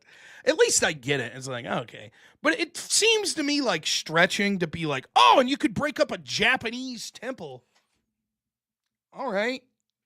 Like if in Grand Theft Auto I could shoot up a Catholic church, does that mean it's like, well, then that's outrageous. I was fine with killing prostitutes and shooting up police officers, but a Catholic church, that's too far. I mean, to me, it seems like, oh, okay, all right, sure. It's like you have these brands that you don't like, and you're finding a reason to be like, well, fuck it. We'll find all sorts of reasons to convince people that it's shit. Now, a lot of times these woke games are shit. The Dragon Age Veilguard game, it seems like, I loved that first Dragon Age game. I played the shit out of that first Dragon Age game. Never played any of the Dragon Age games after it because I just got older and wasn't playing video games as much. But that original Dragon Age game, I loved it. It's a great game. Weirdly, for like, I remember even then, I mean, I was an adult when I played, I don't know when the first Dragon Age came out, 2008, 2010, around there. Maybe I'm way off, but I was certainly an adult. I remember thinking like, wow, this game's like dark.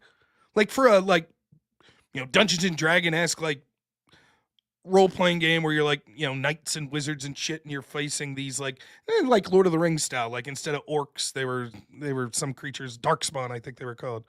And I was like, wow, there's some really dark shit in this game, like depressing shit, like, you know. And it was like, oh, and then, you know, I don't know how the games after that one were, but I recommend that. It's an older one. Dragon Age Origins, 2009. I recommend it. Good game. I liked it. I don't know graphically how to hold up. I haven't played it for years. Nonetheless, I enjoyed it. This Veilguard game came out, and it's like, you know, all the clips you see, well, actually, I'm non-binary. I'm trans, blah, blah, blah, blah, blah. And it's like, I saw people doing reviews of the games because I was interested in the controversy. And it's like, it's not that there's a trans character. It's that it's shoehorned in, and it's so unnatural. And it's like the dialogue and the storytelling just looks like dog shit. Like the whole game. Like someone wrote this game, and instead of being like, how do we tell this compelling story? You know, it was like, well, how do we shoehorn our politics in? Oh, and then we got to make a game and a story around that. And it makes the difference. So my question about Assassin's Creed Shadows, is that what it's called? The new one is the game fun? Jay Buck says, I'm tired of all the gay shit plastered over every bit of media. Watching an okay movie, suddenly the main character has gay side sex scene, not even pertinent to the story. I agree. I have no problem. I have no problem at all with gay people. The godfather of my son is a good friend of mine who's gay. But being gay should be considered abnormal. It should. It should not be something to celebrate. That's the truth. And that's hard to say. And I've said that to gay friends of mine. That's how I believe. He's not gay as hell.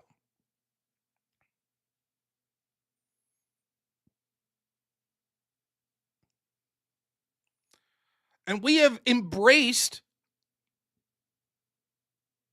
gay culture to the point where it's considered better than being straight. And it's a fucking ridiculous. Jack says, I don't like gay people. Sorry, not sorry. I grew up around a lot of them in New York City, and they're just flat out problematic people. He better be a gay Republican at least. If I introduced you to 15 of my friends, and after like 2 nights of partying, you know, just hanging out and barbecuing and shit like that, I was like, okay, can you tell me which one's gay? You wouldn't be able to. It just doesn't come up.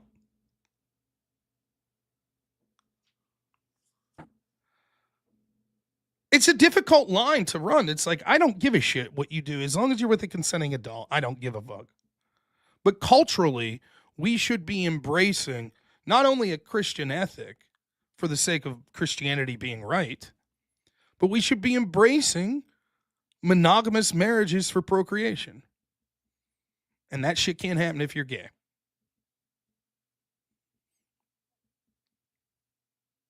But that doesn't mean I dislike a gay person. That doesn't even mean I don't think they should have the right to get married.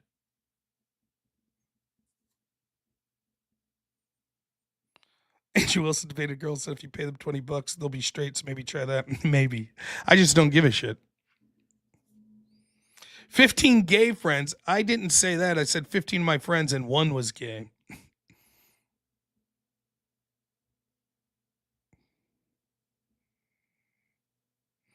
Yeah, I don't know. City people to me are fucking weird, let alone city gays. I'm a country folk, so.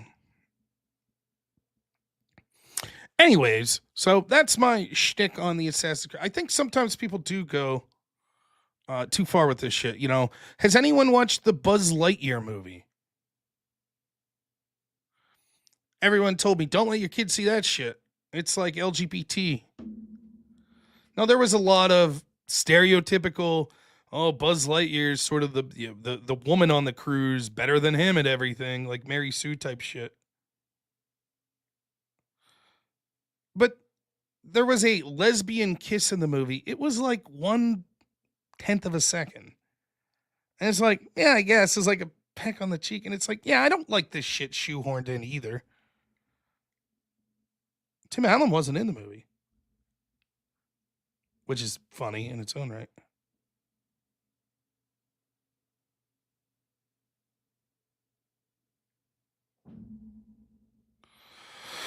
The Fartin Spartan says, Rob, I'm legit asking, is the I don't care what you do behind closed doors with a consenting adult a slippery slope to how do we got where we are now? Well, yes, you could say it is part of a slope. And this is one of the debates I had with Andrew Wilson. How far are we willing to go back that slope, though? If I could prove to you that interracial marriage started a slope that then led to free love, because I'll say this, before interracial marriage, we sort of were stuck in culturally the idea that you had to court women, that you were looking for someone in your own community, that there was more to it than just, well, who do I want to have sex with?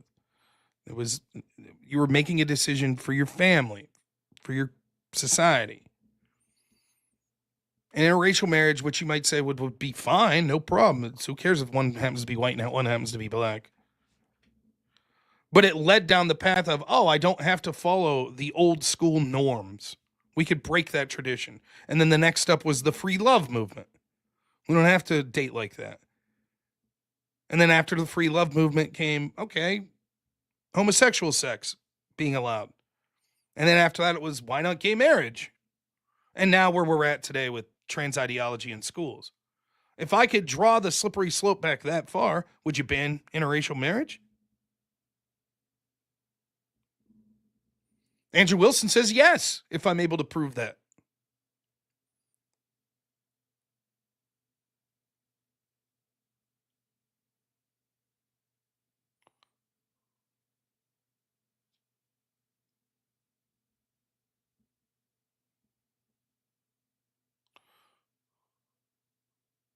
So, I mean, yeah, I mean, for me, it's not gay marriage that's the start of the problem, or, all of us have to draw a line at some point.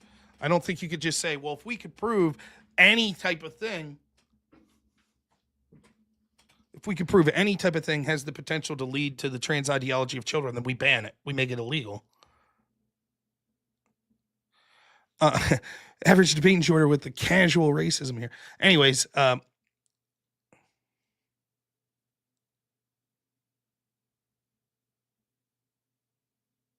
of course, the cutoff with kids, that's clearly out of bounds. Anything with kids, yeah. For me, like, I think that the fact that we culturally celebrate like hookup culture is a problem. Like, one of the arguments I've always had with the people that focus so heavily on, like, again, I'm a bad Christian. I'm not well studied in. I need to do more. I really do. It's a great shame of me that I don't read the Bible more. So I'm going to have to start. But I'll leave someone that maybe is more knowledgeable than me. Why is being gay a sin? Like, what is the core that we're getting at religiously? Why God would say that? I hope I'm not going to hell. I believe Christ is the Son of God. Yeah, but God's law. But what it seems to be, correct me if I'm wrong, that because the act of sex and intercourse should be done through communion with God, that's not something to frivolously give away, that the pleasures of the flesh are something that's to be avoided. What makes it sinful is the same reason that would make gluttony sinful. Overindulging for pleasures of the flesh.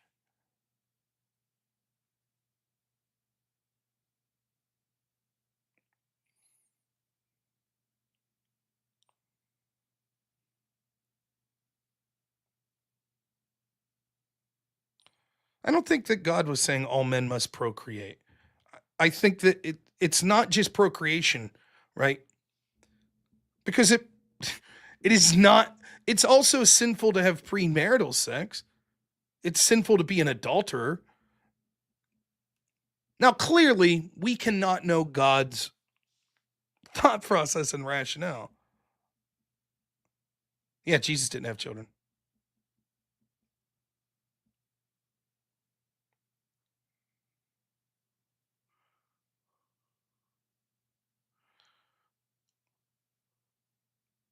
But if it's a sin to have premarital sex and it's a sin to have gay sex,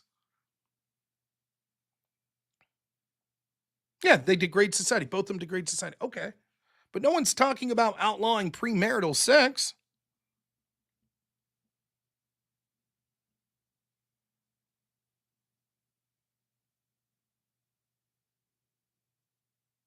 I hear you farting, Spartan. I appreciate you trying to avoid the YouTube thing.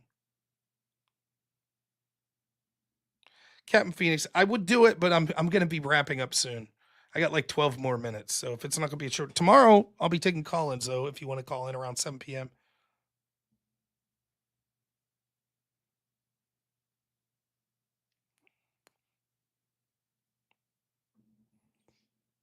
All I'm saying is with this,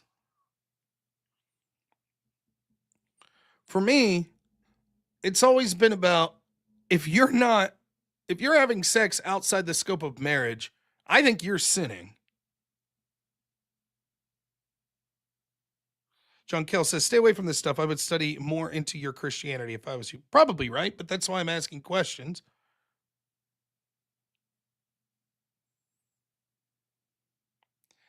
Is sodomy an equal sin if it's a man and a woman as if it's a man and a man?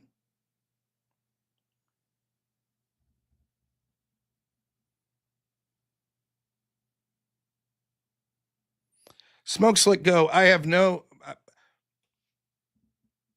You could say I'm avoiding the JQ. You say it one more time, I'm just going to ban you. I find you people to be the least fucking interesting people. Go fuck yourself. I don't know what to say. You know, let's talk about why Kill 'Em All was the best Metallica album.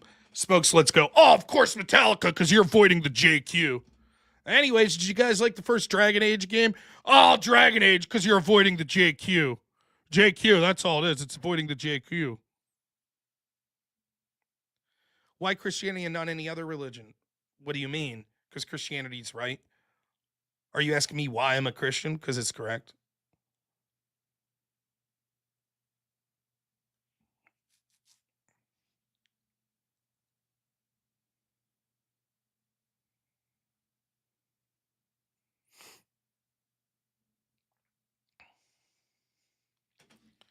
I don't mind talking about overdue Jewish influence or anything like that.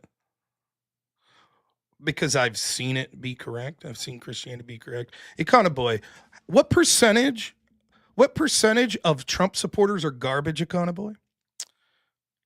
Just curious. What percentage of them? Another question, Econo Boy, as someone who is well respected in the field of economics, why did you support lockdowns, which led us to the economic disasters that we saw? Come up with compelling answers to that, and then I'll talk to you about my religion. Go fuck yourself. Have fun on your little show with Pisco and Pondering and the rest of that crew.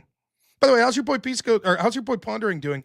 Very upset about Trump supposedly ignoring court orders. A guy who wanted to pack the court. Pondering won't answer me. So next time you talk to him, Econo Boy, say, hey, do you think Trump should just pack the Supreme Court to overrule every other court decision that he doesn't like? Ask him that question.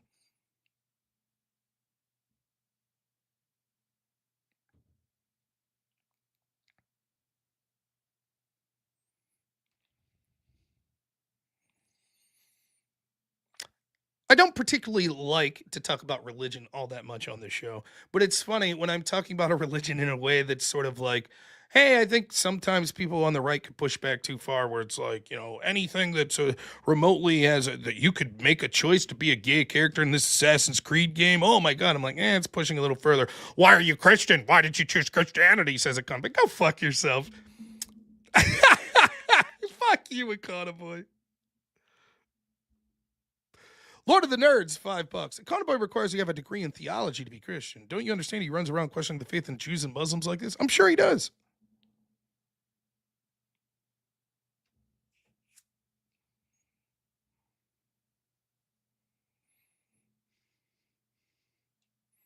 Yeah, John Cal, I'm with you. Economy don't give a fuck about my religion. He can fuck himself. I don't care. He thinks that I'm garbage or 50% of Trump supporters are garbage and immoral for voting for Trump, so fuck him. Why is it bizarre to ask if you're a Christian? I've never heard you explain that before. I've never heard that. I'm just curious. Fuck you. Let's get back to Metallica. Here's an interesting music story. So we have an Alexa in our living room, and my 4-year-old will now yell Alexa, and his voice is getting slightly more decipherable where Alexa's being able to pick it up a little. Anyways, he likes the song Werewolves of London by Warren Zevon. You know that one? Ahoo, Werewolves of London. And then Kid Rock ruined the song. Taking it. So my wife is a Warren Zevon fan, as am I. And, oh, wait. Here, Econo Boy, jump in. Rob, why are you a Warren Zevon fan? Why Warren Zevon? I'm just curious. Why Warren Zevon? I was interested. Can you explain? I'm just asking why you'd be a Warren Zevon fan. Would you like to jump into that? Like, I'm just curious. I've never heard you explain why you're a Warren Zevon fan. Anyways, my wife was like, hey, Alexa, play the song Excitable Boy. There you go. Wonder nails it. Excitable Boy, right? Great. Probably my favorite Warren Zevon song. And it plays this other song. I forget the name of the song, but it's a song I know. And I'm like, that's weird. And I'm like, Alexa, play Excitable Boy. And then Alexa gives us some bullshit about like, oh, you know, it's like Pandora. If you go to Pandora and you type like play, you know, a specific, you know, Enter Sandman by Metallica, it'll play songs like Enter Sandman. And maybe it'll eventually play Enter Sandman. So I was like, oh, that's what's happening. So it's like for $5, you can get Alexa Prime or whatever and play whatever song you want. So I'm like, yeah, fuck it, $5, let's do it. All right. So we get the $5 with the Alexa, and then my wife's like, play Excitable Boy. Here, what it was doing was the name of the album that the song Excitable Boy's on is Excitable Boy. You could not get our Alexa to play the damn song Excitable Boy. Even when you're specifically like, no, Alexa, don't play the album, just play the single Excitable Boy. It won't play it. It just kept playing the damn album. So you could say, Alexa, play Excitable Boy, and then skip this one, skip this one, skip this one, and it's like the third song on the album.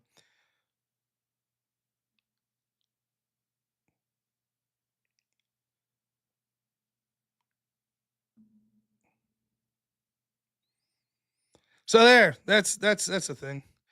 Bill Burr. Someone wants to talk about Bill Burr.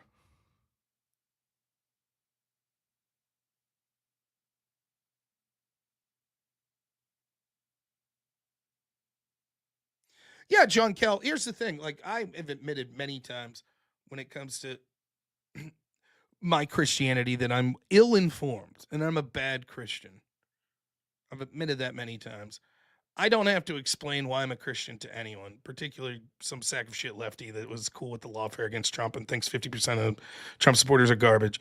And it's evident when you're like, when I'm literally saying something that, like, even John, you're pointing out, like, it's clear that I'm saying something that's like, well, as a Christian, wouldn't like sodomy between a man and woman also be a sin? Wouldn't premarital sex be a sin? And to have someone come in and be like, well, why are you Christian? Why'd you choose Christianity? Go fuck yourself, buddy. I don't know you shit. How about that? There. That's my answer. Bill Burr. One, Bill Burr's funny. Some of his old albums are funny. Second, there's plenty of comedians that I've liked that would absolutely despise my politics. Some of the George Carlin shit's funny, though I think he's vastly overrated. Bill Hicks, one of my favorite comedians, would have absolutely hated me. Used to eviscerate Rush Limbaugh. You know, Lenny Bruce made fun of the Catholic Church. You know, it's very important moment for me in the history of free speech. Being arrested for obscenity laws because he was mocking the Catholic Church. Patrice O'Neill, fantastic, yeah. So, you know, Jon Stewart could be funny. Dave Chappelle certainly would hate my politics. He could be very funny. So, and I get, where's accountability? Dave Chappelle. Why do you like Dave Chappelle, Rob? Can you defend that? Why Dave Chappelle? Rob, why are you saying that? Rob, I noticed that you said Lenny Bruce. Can you defend why you're a Lenny Bruce fan? Lenny Bruce, that's odd. You said that. I'm just asking questions why you would be a Lenny Bruce fan. That's it. They have the same. Jon Stewart, some of the shit in the early Daily Show, before it got too political, I thought was pretty funny. Anywho, Bill Burr's a funny dude. Some of his shit was very funny back in the day.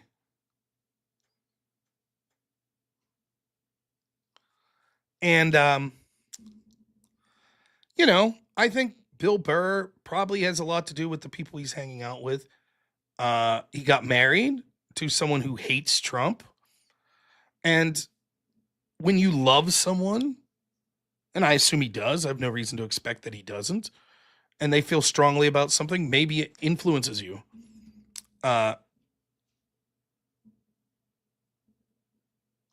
Lord of the Nerds, thanks for the $5. As an agnostic, I find atheist anti-Christian obsession weird and try hard.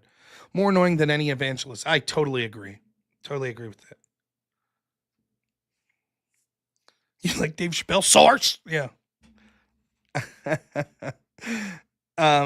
Anyways. I don't mind Bill Burr attacking Elon Musk, attacking Trump. I don't mind. He has every right to do it, and he could still say shit that's funny.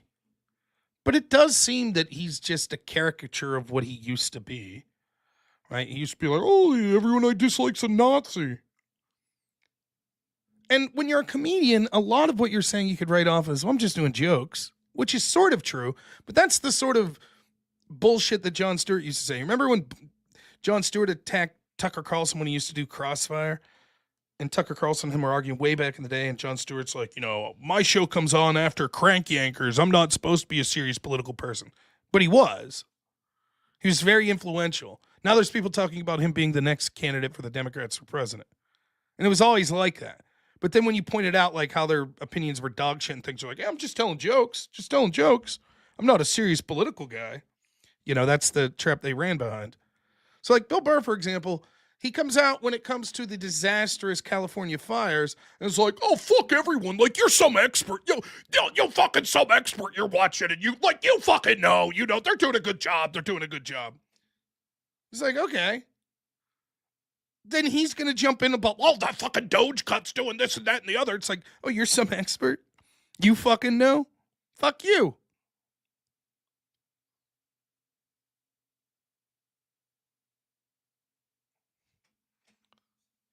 And no, I don't care. He's free to tell any joke he wants. I don't give a shit. It's kind of sad, though, when you see someone that you were like, oh, I thought you were real funny and like, real, you know, fuck it. I'm just going to like thumb my nose at like all these like authority figures or whatever. And then it's like, actually, I'm completely on one side. And, you know, it's like, whatever.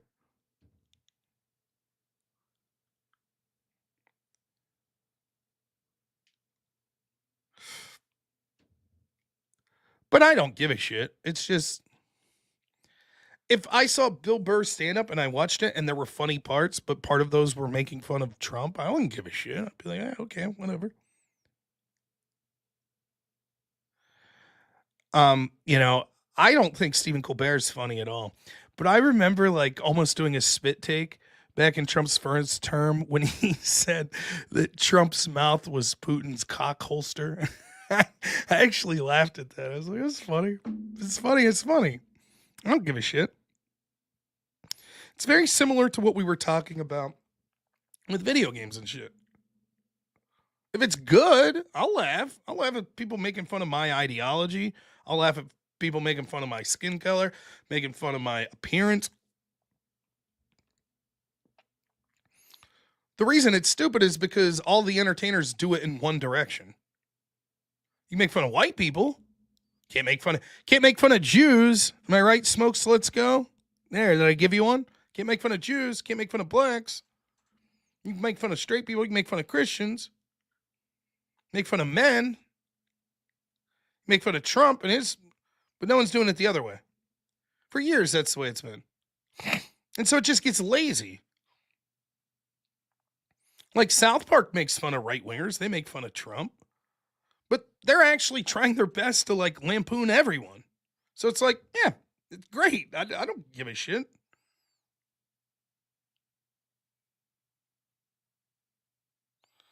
There's a stink bug on mine. So I eat meat and shit. I do. But I've hunted and killed deer and ate them. But I really try my best, unless something's like an obvious nuisance, to not kill things willy-nilly. I think it aggravates my wife because I'm always like getting bugs and taking them outside instead of killing them. Let's see if I can get this guy for you guys. He's right in my monitor right now. We're going to try to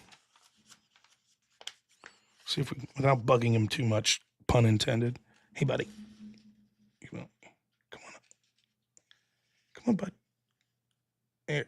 Can you see him? There he is. Can I put you down here?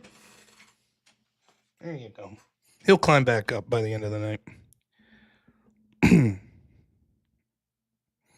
Would I debate Destiny again? Probably. He's blacklisted me, though. He knows.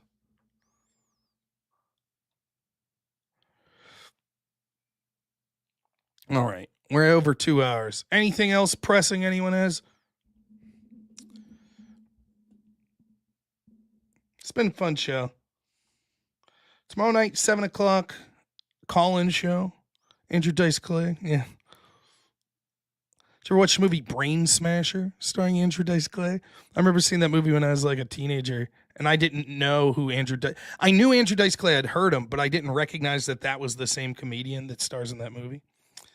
Did I see the Daily Wire stuff? Little bits of it. I saw that Jeremy Boring stepping down as like their CEO or whatever. Would I debate a ham sandwich? I was a teenager. Proof. Source.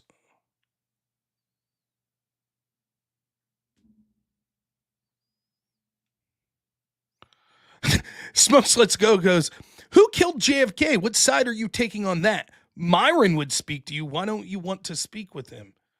Who the fuck said I wouldn't talk to Myron? He's never reached out to me once. I'd happily talk to him. Who killed JFK? I don't know. Israel may have had something to do with it. More stuff's being released every day. It seems like that there's a lot of interesting stuff in there about just how connected Israel was and how much influence they had even back then. One of the things that seems to be alluding to, and I need to go through the files more, and it's something I've talked about many times on this show, as the United States is sort of roaming around the world preaching non-proliferation, it is all but certain that the United States gave Israel nuclear weapons, which is fucking ridiculous. Like, the balls that the United States has to tell other countries that they can't proliferate while we're giving a nation in the Middle East that's basically surrounded by people that they're hostile to nuclear weapons. But where is this like fucking I'm afraid to talk to Myron shit? What is that about? The reason I've never reached out to Myron or the people on Fresh and Fit's because the majority of their content's like sort of red pill shit, which I just have no interest in. It's the same reason I've never done the Whatever podcast. Yeah, if they didn't give it willingly, it was stolen. That's absolutely right. So, anywho, when it comes to the Daily Wire stuff, I also saw Ben Shapiro like, I don't really care about the JFK assassination shit, which is funny because if it turns out Israel had something to do with it, you could understand why he would say that. And it is certainly true. A lot of the JQ people have a point that it's like someone like Ben Shapiro will say, well, that's a long time ago. Why do we give a shit? But isn't like most of your political ideology surrounded in the Holocaust? If we say, well, shit that happened more than 50 years ago, who gives a fuck?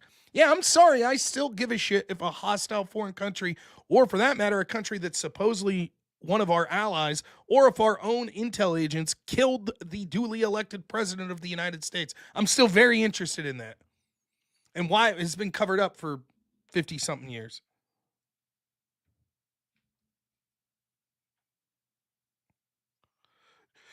John Kirikow, isn't he one of the guys that talked a lot about sort of blowing the whistle on the surveillance state as well? Like John Kirikow is, I think, the first person I heard talk about the 2-hop rule.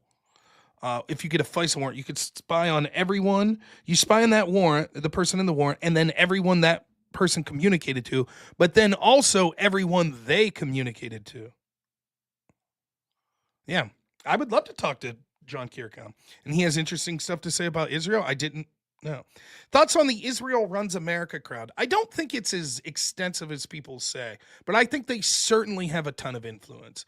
I think a lot of, like, the person in here that I was giving shit, the JQ guy, like, there are people that are literally like everything, you know. Why does Assassin's Creed have a gay relationship in it? Jews. Okay. Why does the education system suck in this country? Jews. Like, it's everything with some people, and I don't think it's that extensive. But I do think that it's certainly true that Israel has far too much influence and supports and donates to so many politicians in this country that basically, when it comes to issues that Israel's concerned with, they basically run our foreign policy in those sorts of things. What the hell is on my nose? Scab? It's annoying the shit out of me. Anyways.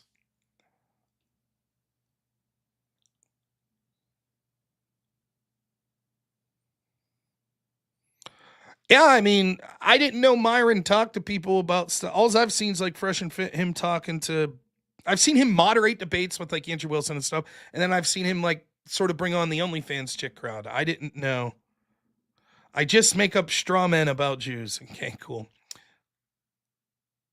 I debated JF Gary Eppie, who's probably smarter than Myron, though I don't know that. But JF's a really smart dude. I debated him, and he brought up some of this stuff. One of the things he told me was like, "Do you know that every one of the prosecutors against Kyle Rittenhouse was Jewish?" And I was like, "Really?" And I started to look them up. I'm like, "You sure this black guy here is Jewish?" Well, they must be controlled by the Jews if they're not Jewish. Oh, okay. Yeah. Sorry about that. Sometimes you think I'm frozen there, old Joe.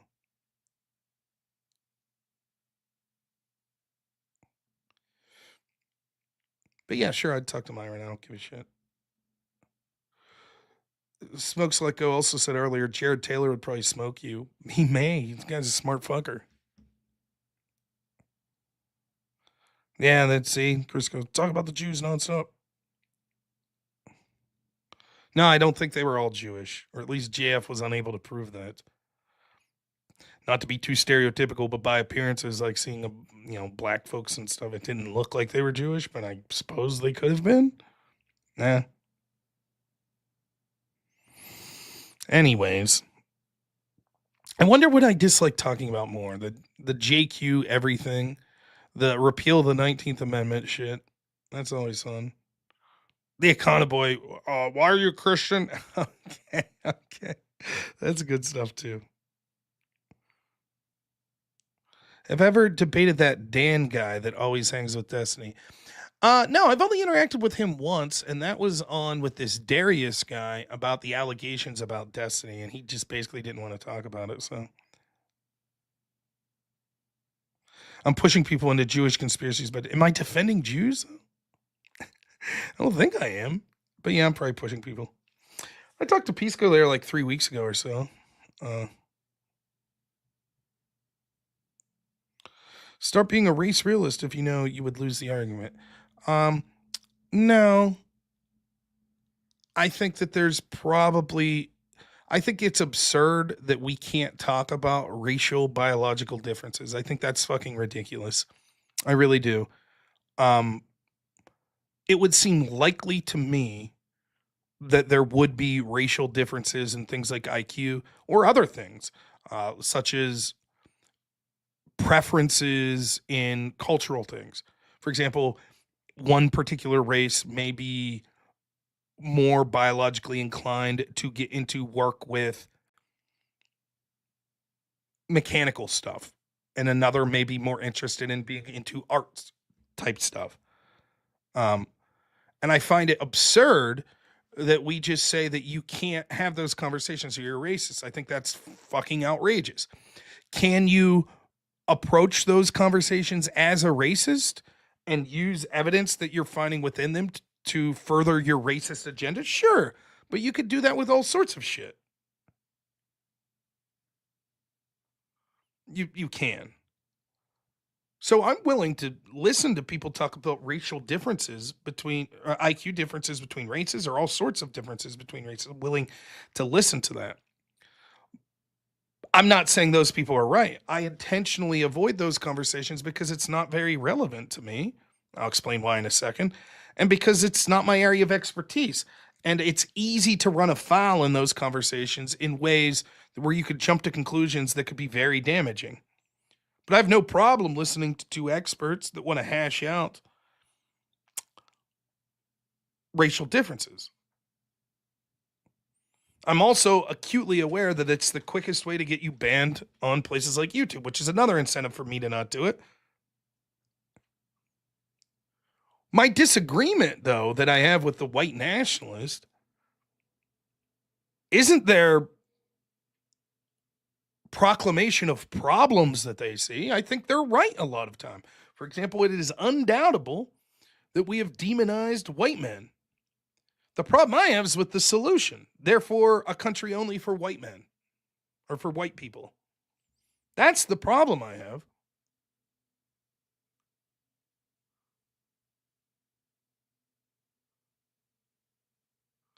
So, for example, if I believe in certain stereotypes because they're based in truth, let me give you a hopefully non-offensive stereotype. Tall people are good at basketball. Okay? And I believe that in my heart. And I walk down the street every day and I see a tall guy and in my head I go, he's probably good at basketball. And I go about my day. And then one day this really tall guy, he's like 6'8". He's with me at the gym or whatever. We're playing a game of pickup basketball. And I'm like, yeah, I want that dude in my team.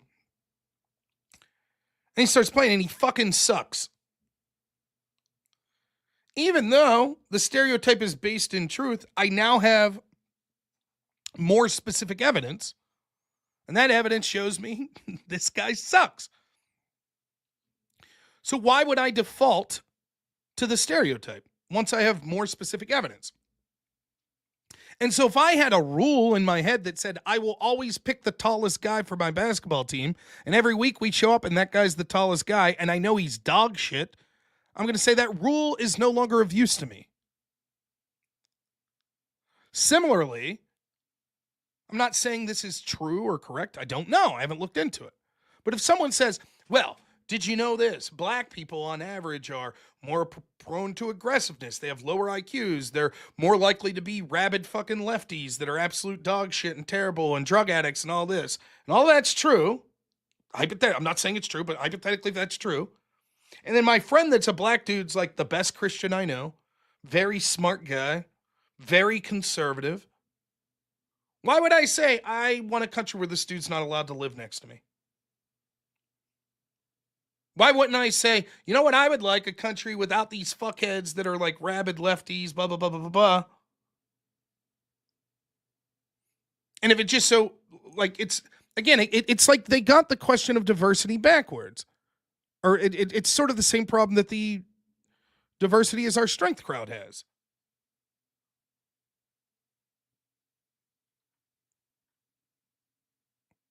Right? Why is diversity our strength? It can be a strength, right? So let's go with this example. You own a company and you're trying to have a diverse team on some project you're working on. You're going to have 10 people on this team and you want diverse people. What you really want is a diversity of ideas. When you say diversity is our strength, that's what you're getting at. I don't want 10 yes men that all agree. We want 10 unique thinkers that are looking at this problem in a different way. Now, how do you get to that? Well, one stereotype that you would think is we'll get people of different backgrounds, of different racial makeups.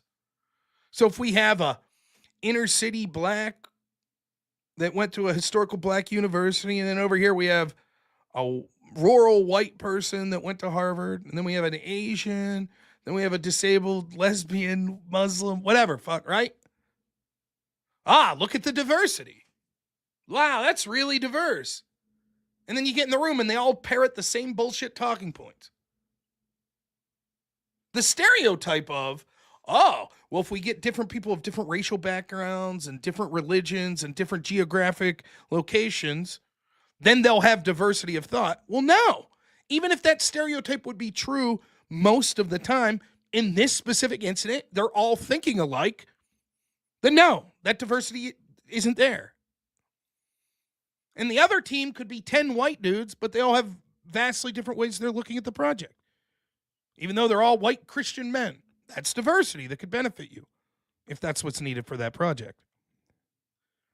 But the problem goes the other way as well. If you're like, diversity is our weakness, which you're absolutely right. Diversity can be a weakness. Even diversity of thought could be a weakness. For example, do you want diversity of thought in like many military situations? Like when you're in the foxhole? Probably not. You want one leader telling everyone what to do so they could work as one unit. Sometimes diversity of thought means that you can't all get to a goal because people are taking the direction too many different ways. So certainly, the idea of diversity, our strength, is bullshit. It can be. There are times that it can be. It can also be a weakness, depending on the situation. It could also be irrelevant many times. It's certainly used as a fucking cliche to basically justify one particular group of people, which happens to be like Christians, white people, etc., why when they say diversity is our strength, it just means fuck them. They can't have spaces of their own. That's what it means.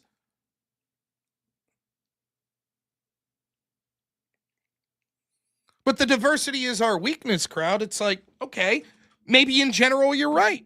Because white people and black people in general are different. And white people are characterized by, say whatever you want, higher intelligence, less aggressiveness, more likely to have conservative Christian values. You're like, okay. So I'm building a commune. And I'm like, then I'll take 10 white families. And it turns out they're all lefties. They're all atheists. Or I take these 5 black families over here that are all intelligent people, nonviolent, Christians. Why wouldn't I prefer that?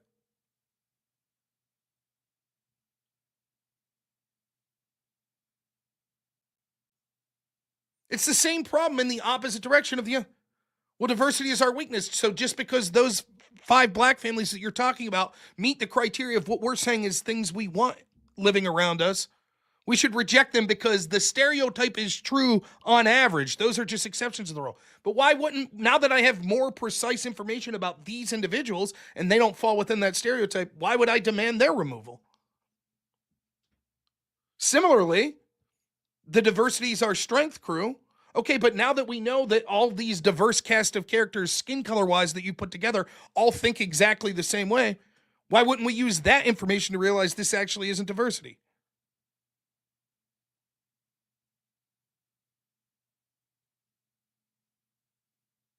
Right, those are statistical anomalies. My point is, when you have access to more information, why wouldn't you prefer it?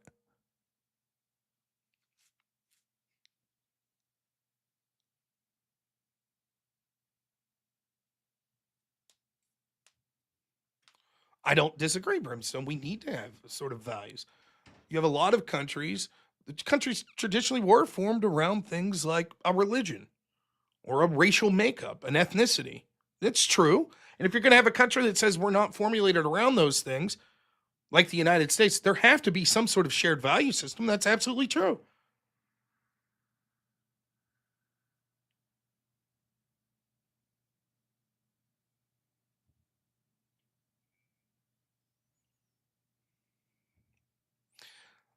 Put it this way, right? You're in a crazy fucked up situation, right? And you have a kid, and whatever the situation is, just think hypothetically, say this is true. You have to leave, and you have to leave your kid with someone. And you have 2 choices. One is a black man and one is a white man. and you truly believe, I'm not saying this is what I believe, but you truly believe black people are inferior, they're more prone to violence, they have lower IQs, etc., etc. So you'd say, I'll give it to the white man. But you happen to know both this white man and black man. The black man's very smart, very nice dude's never done anything shitty to you. Really good guy. The white guy is on the Megan's Law sex offender list. You saying, well, the black guy's a statistical anomaly, so I'm still giving my kid to the white guy. No, you would say, fuck the stereotype. I have more specific knowledge.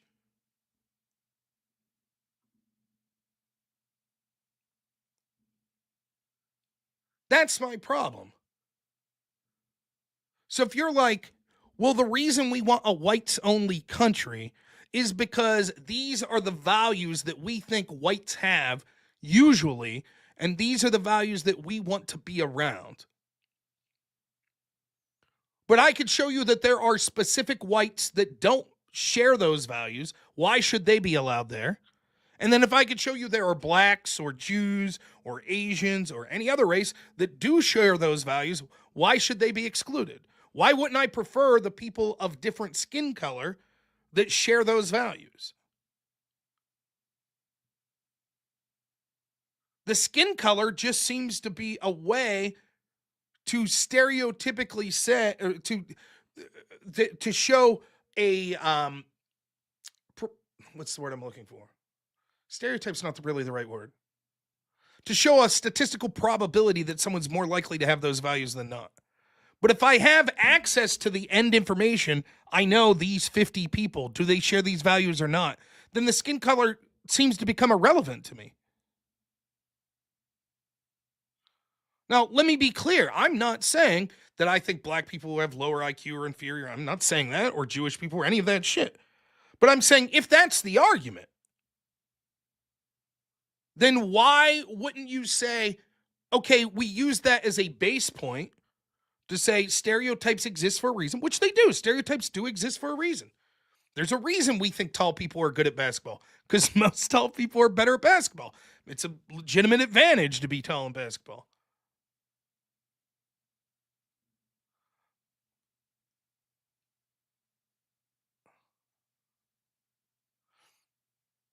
But once you have access to more specific information, why wouldn't you prefer that? Now, again, having said that, it is evident that the one sort of group that is told that they can't have their own space or their own country is people of European descent. And fuck that. It's outrageous.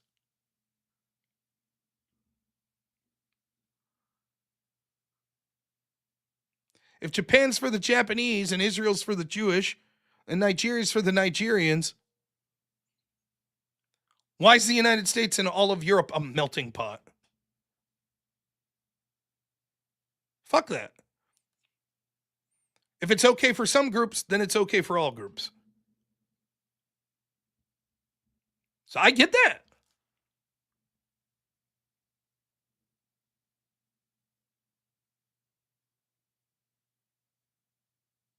Choose which neighborhood you're going to live in. Yeah. Name me, HN says, white Europeans have plenty of their own countries. Name one. Tell me what you're talking about, HN. Sure. Brimstone says, yeah, but why wouldn't you choose the neighborhood you're going to live in? I do. I live in a neighborhood that's very safe in rural Pennsylvania. There are black people that live here. I have no desire to kick them out. They happen to share the cultural values of me. Mostly.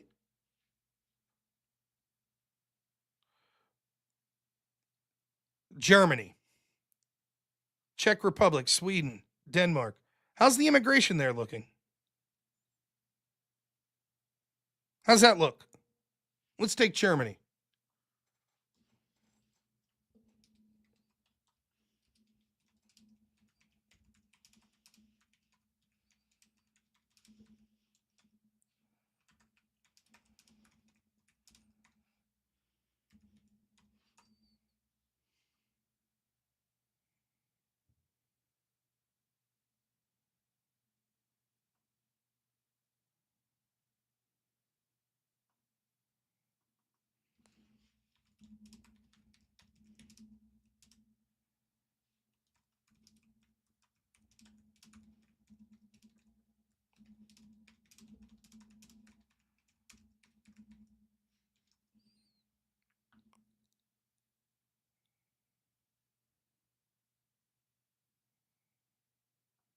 25% of Germany today are not of German descent, according to 2022, the census.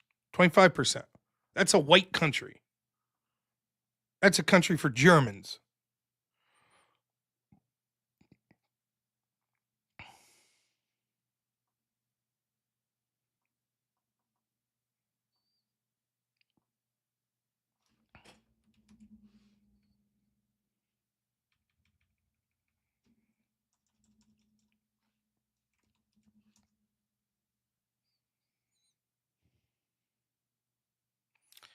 In Japan, it's 3%.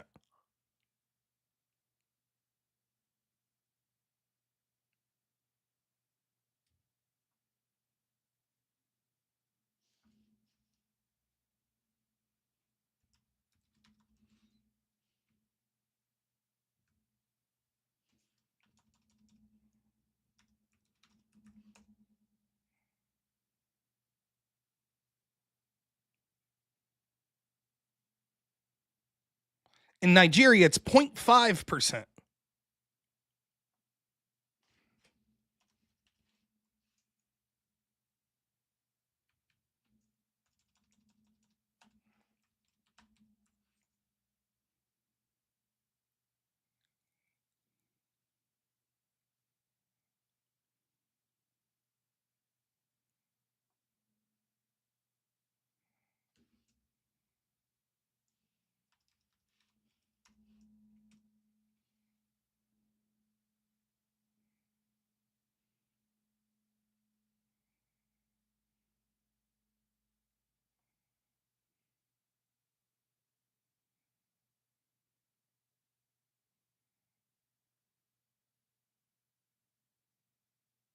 In Israel, it's 5.7.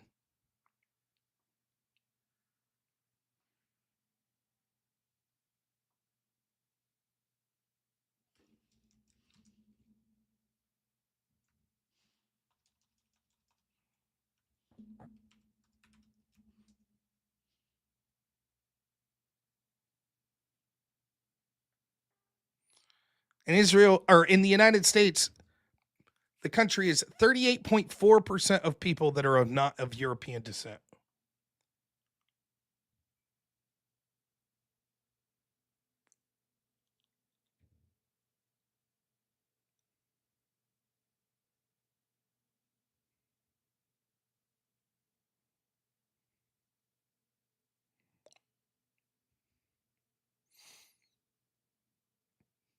We celebrate that the United States will eventually be a non-white country. That's something to cheer. Democrats talk about it all the time. That's great. It's great news. Can you show me one other country where we would say that? Can you imagine? Finally, Japan will be majoritarily not Japanese. Finally, Nigeria. Finally, Israel. Can you show me one other country where we talk about it that way? Maybe Germany, the United Kingdom, France, European countries. Can you name me one, the United States or not Europe, one country where we talk about that?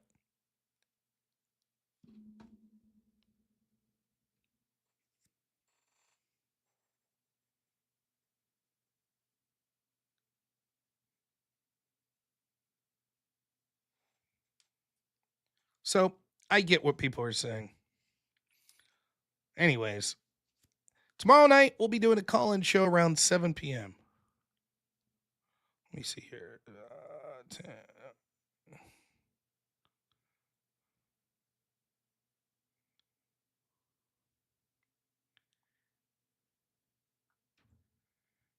It'll be a fun show. People can call in.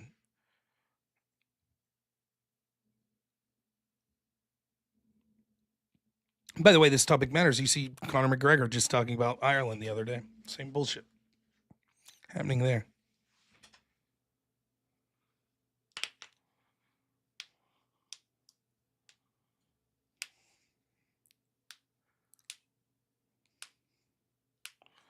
My son will grow up in a minority white country, and your country town in PA will begin to be affected. It already is. It would be affected even if the racial makeup would stay the exact same, because the country's become insanely more left-leaning.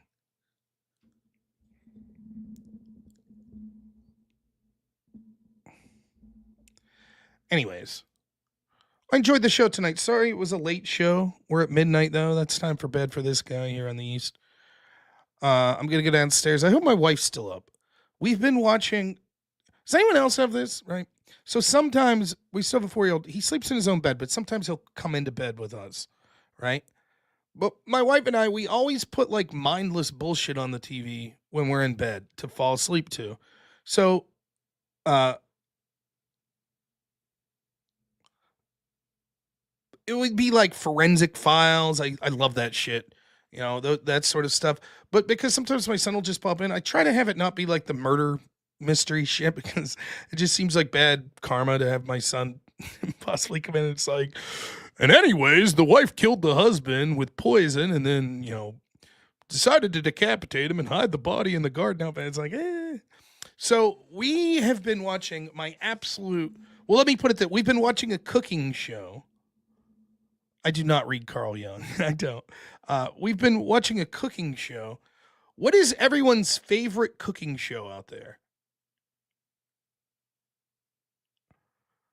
Because this is my all-time favorite cooking show, and it's old.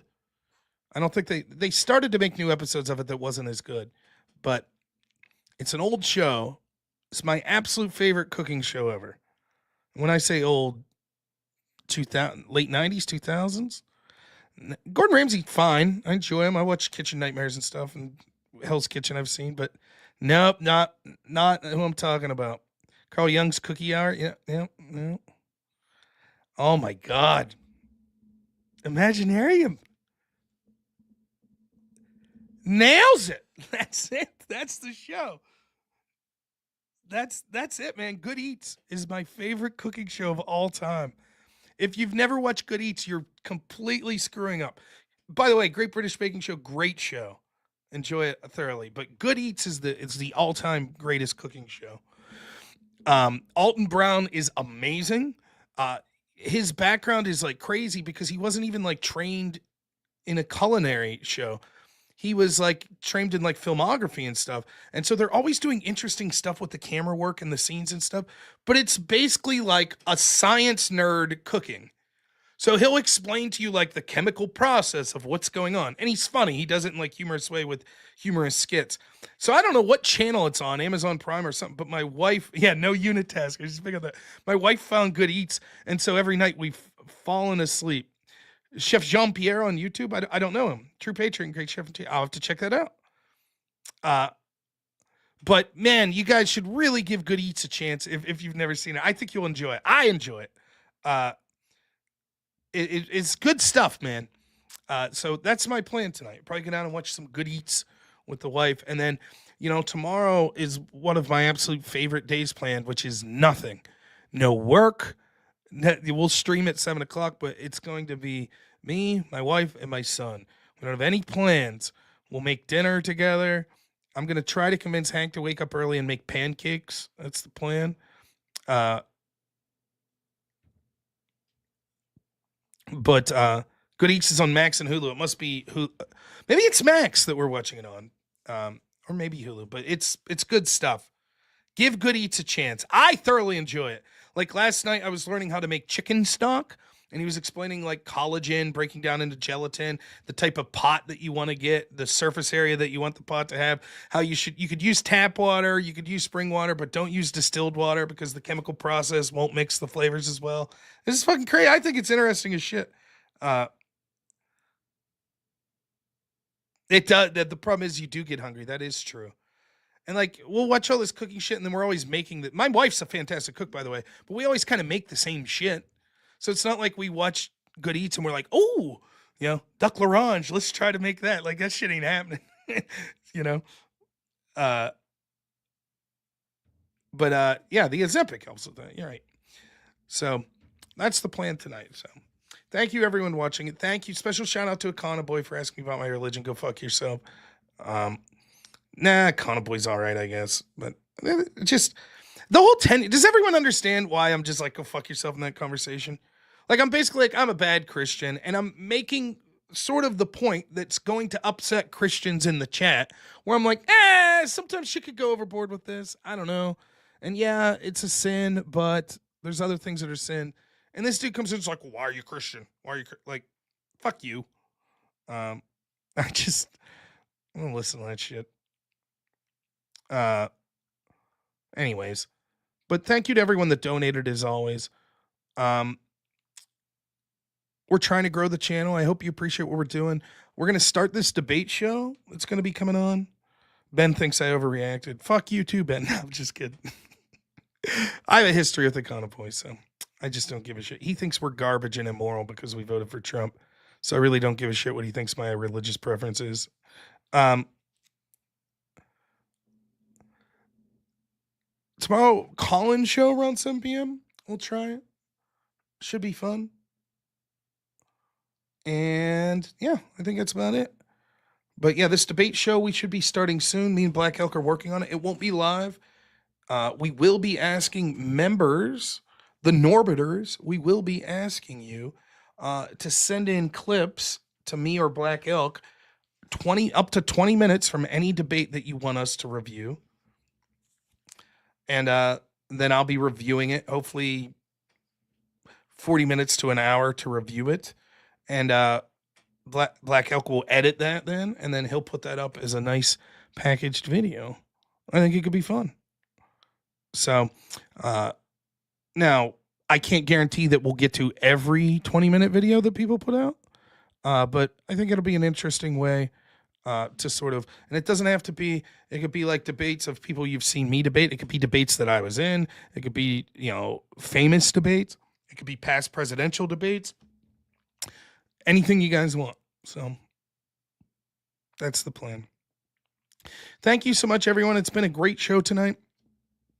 Enjoy you all. Sleep well this fine evening, and we'll see you all tomorrow. As always, have a good one.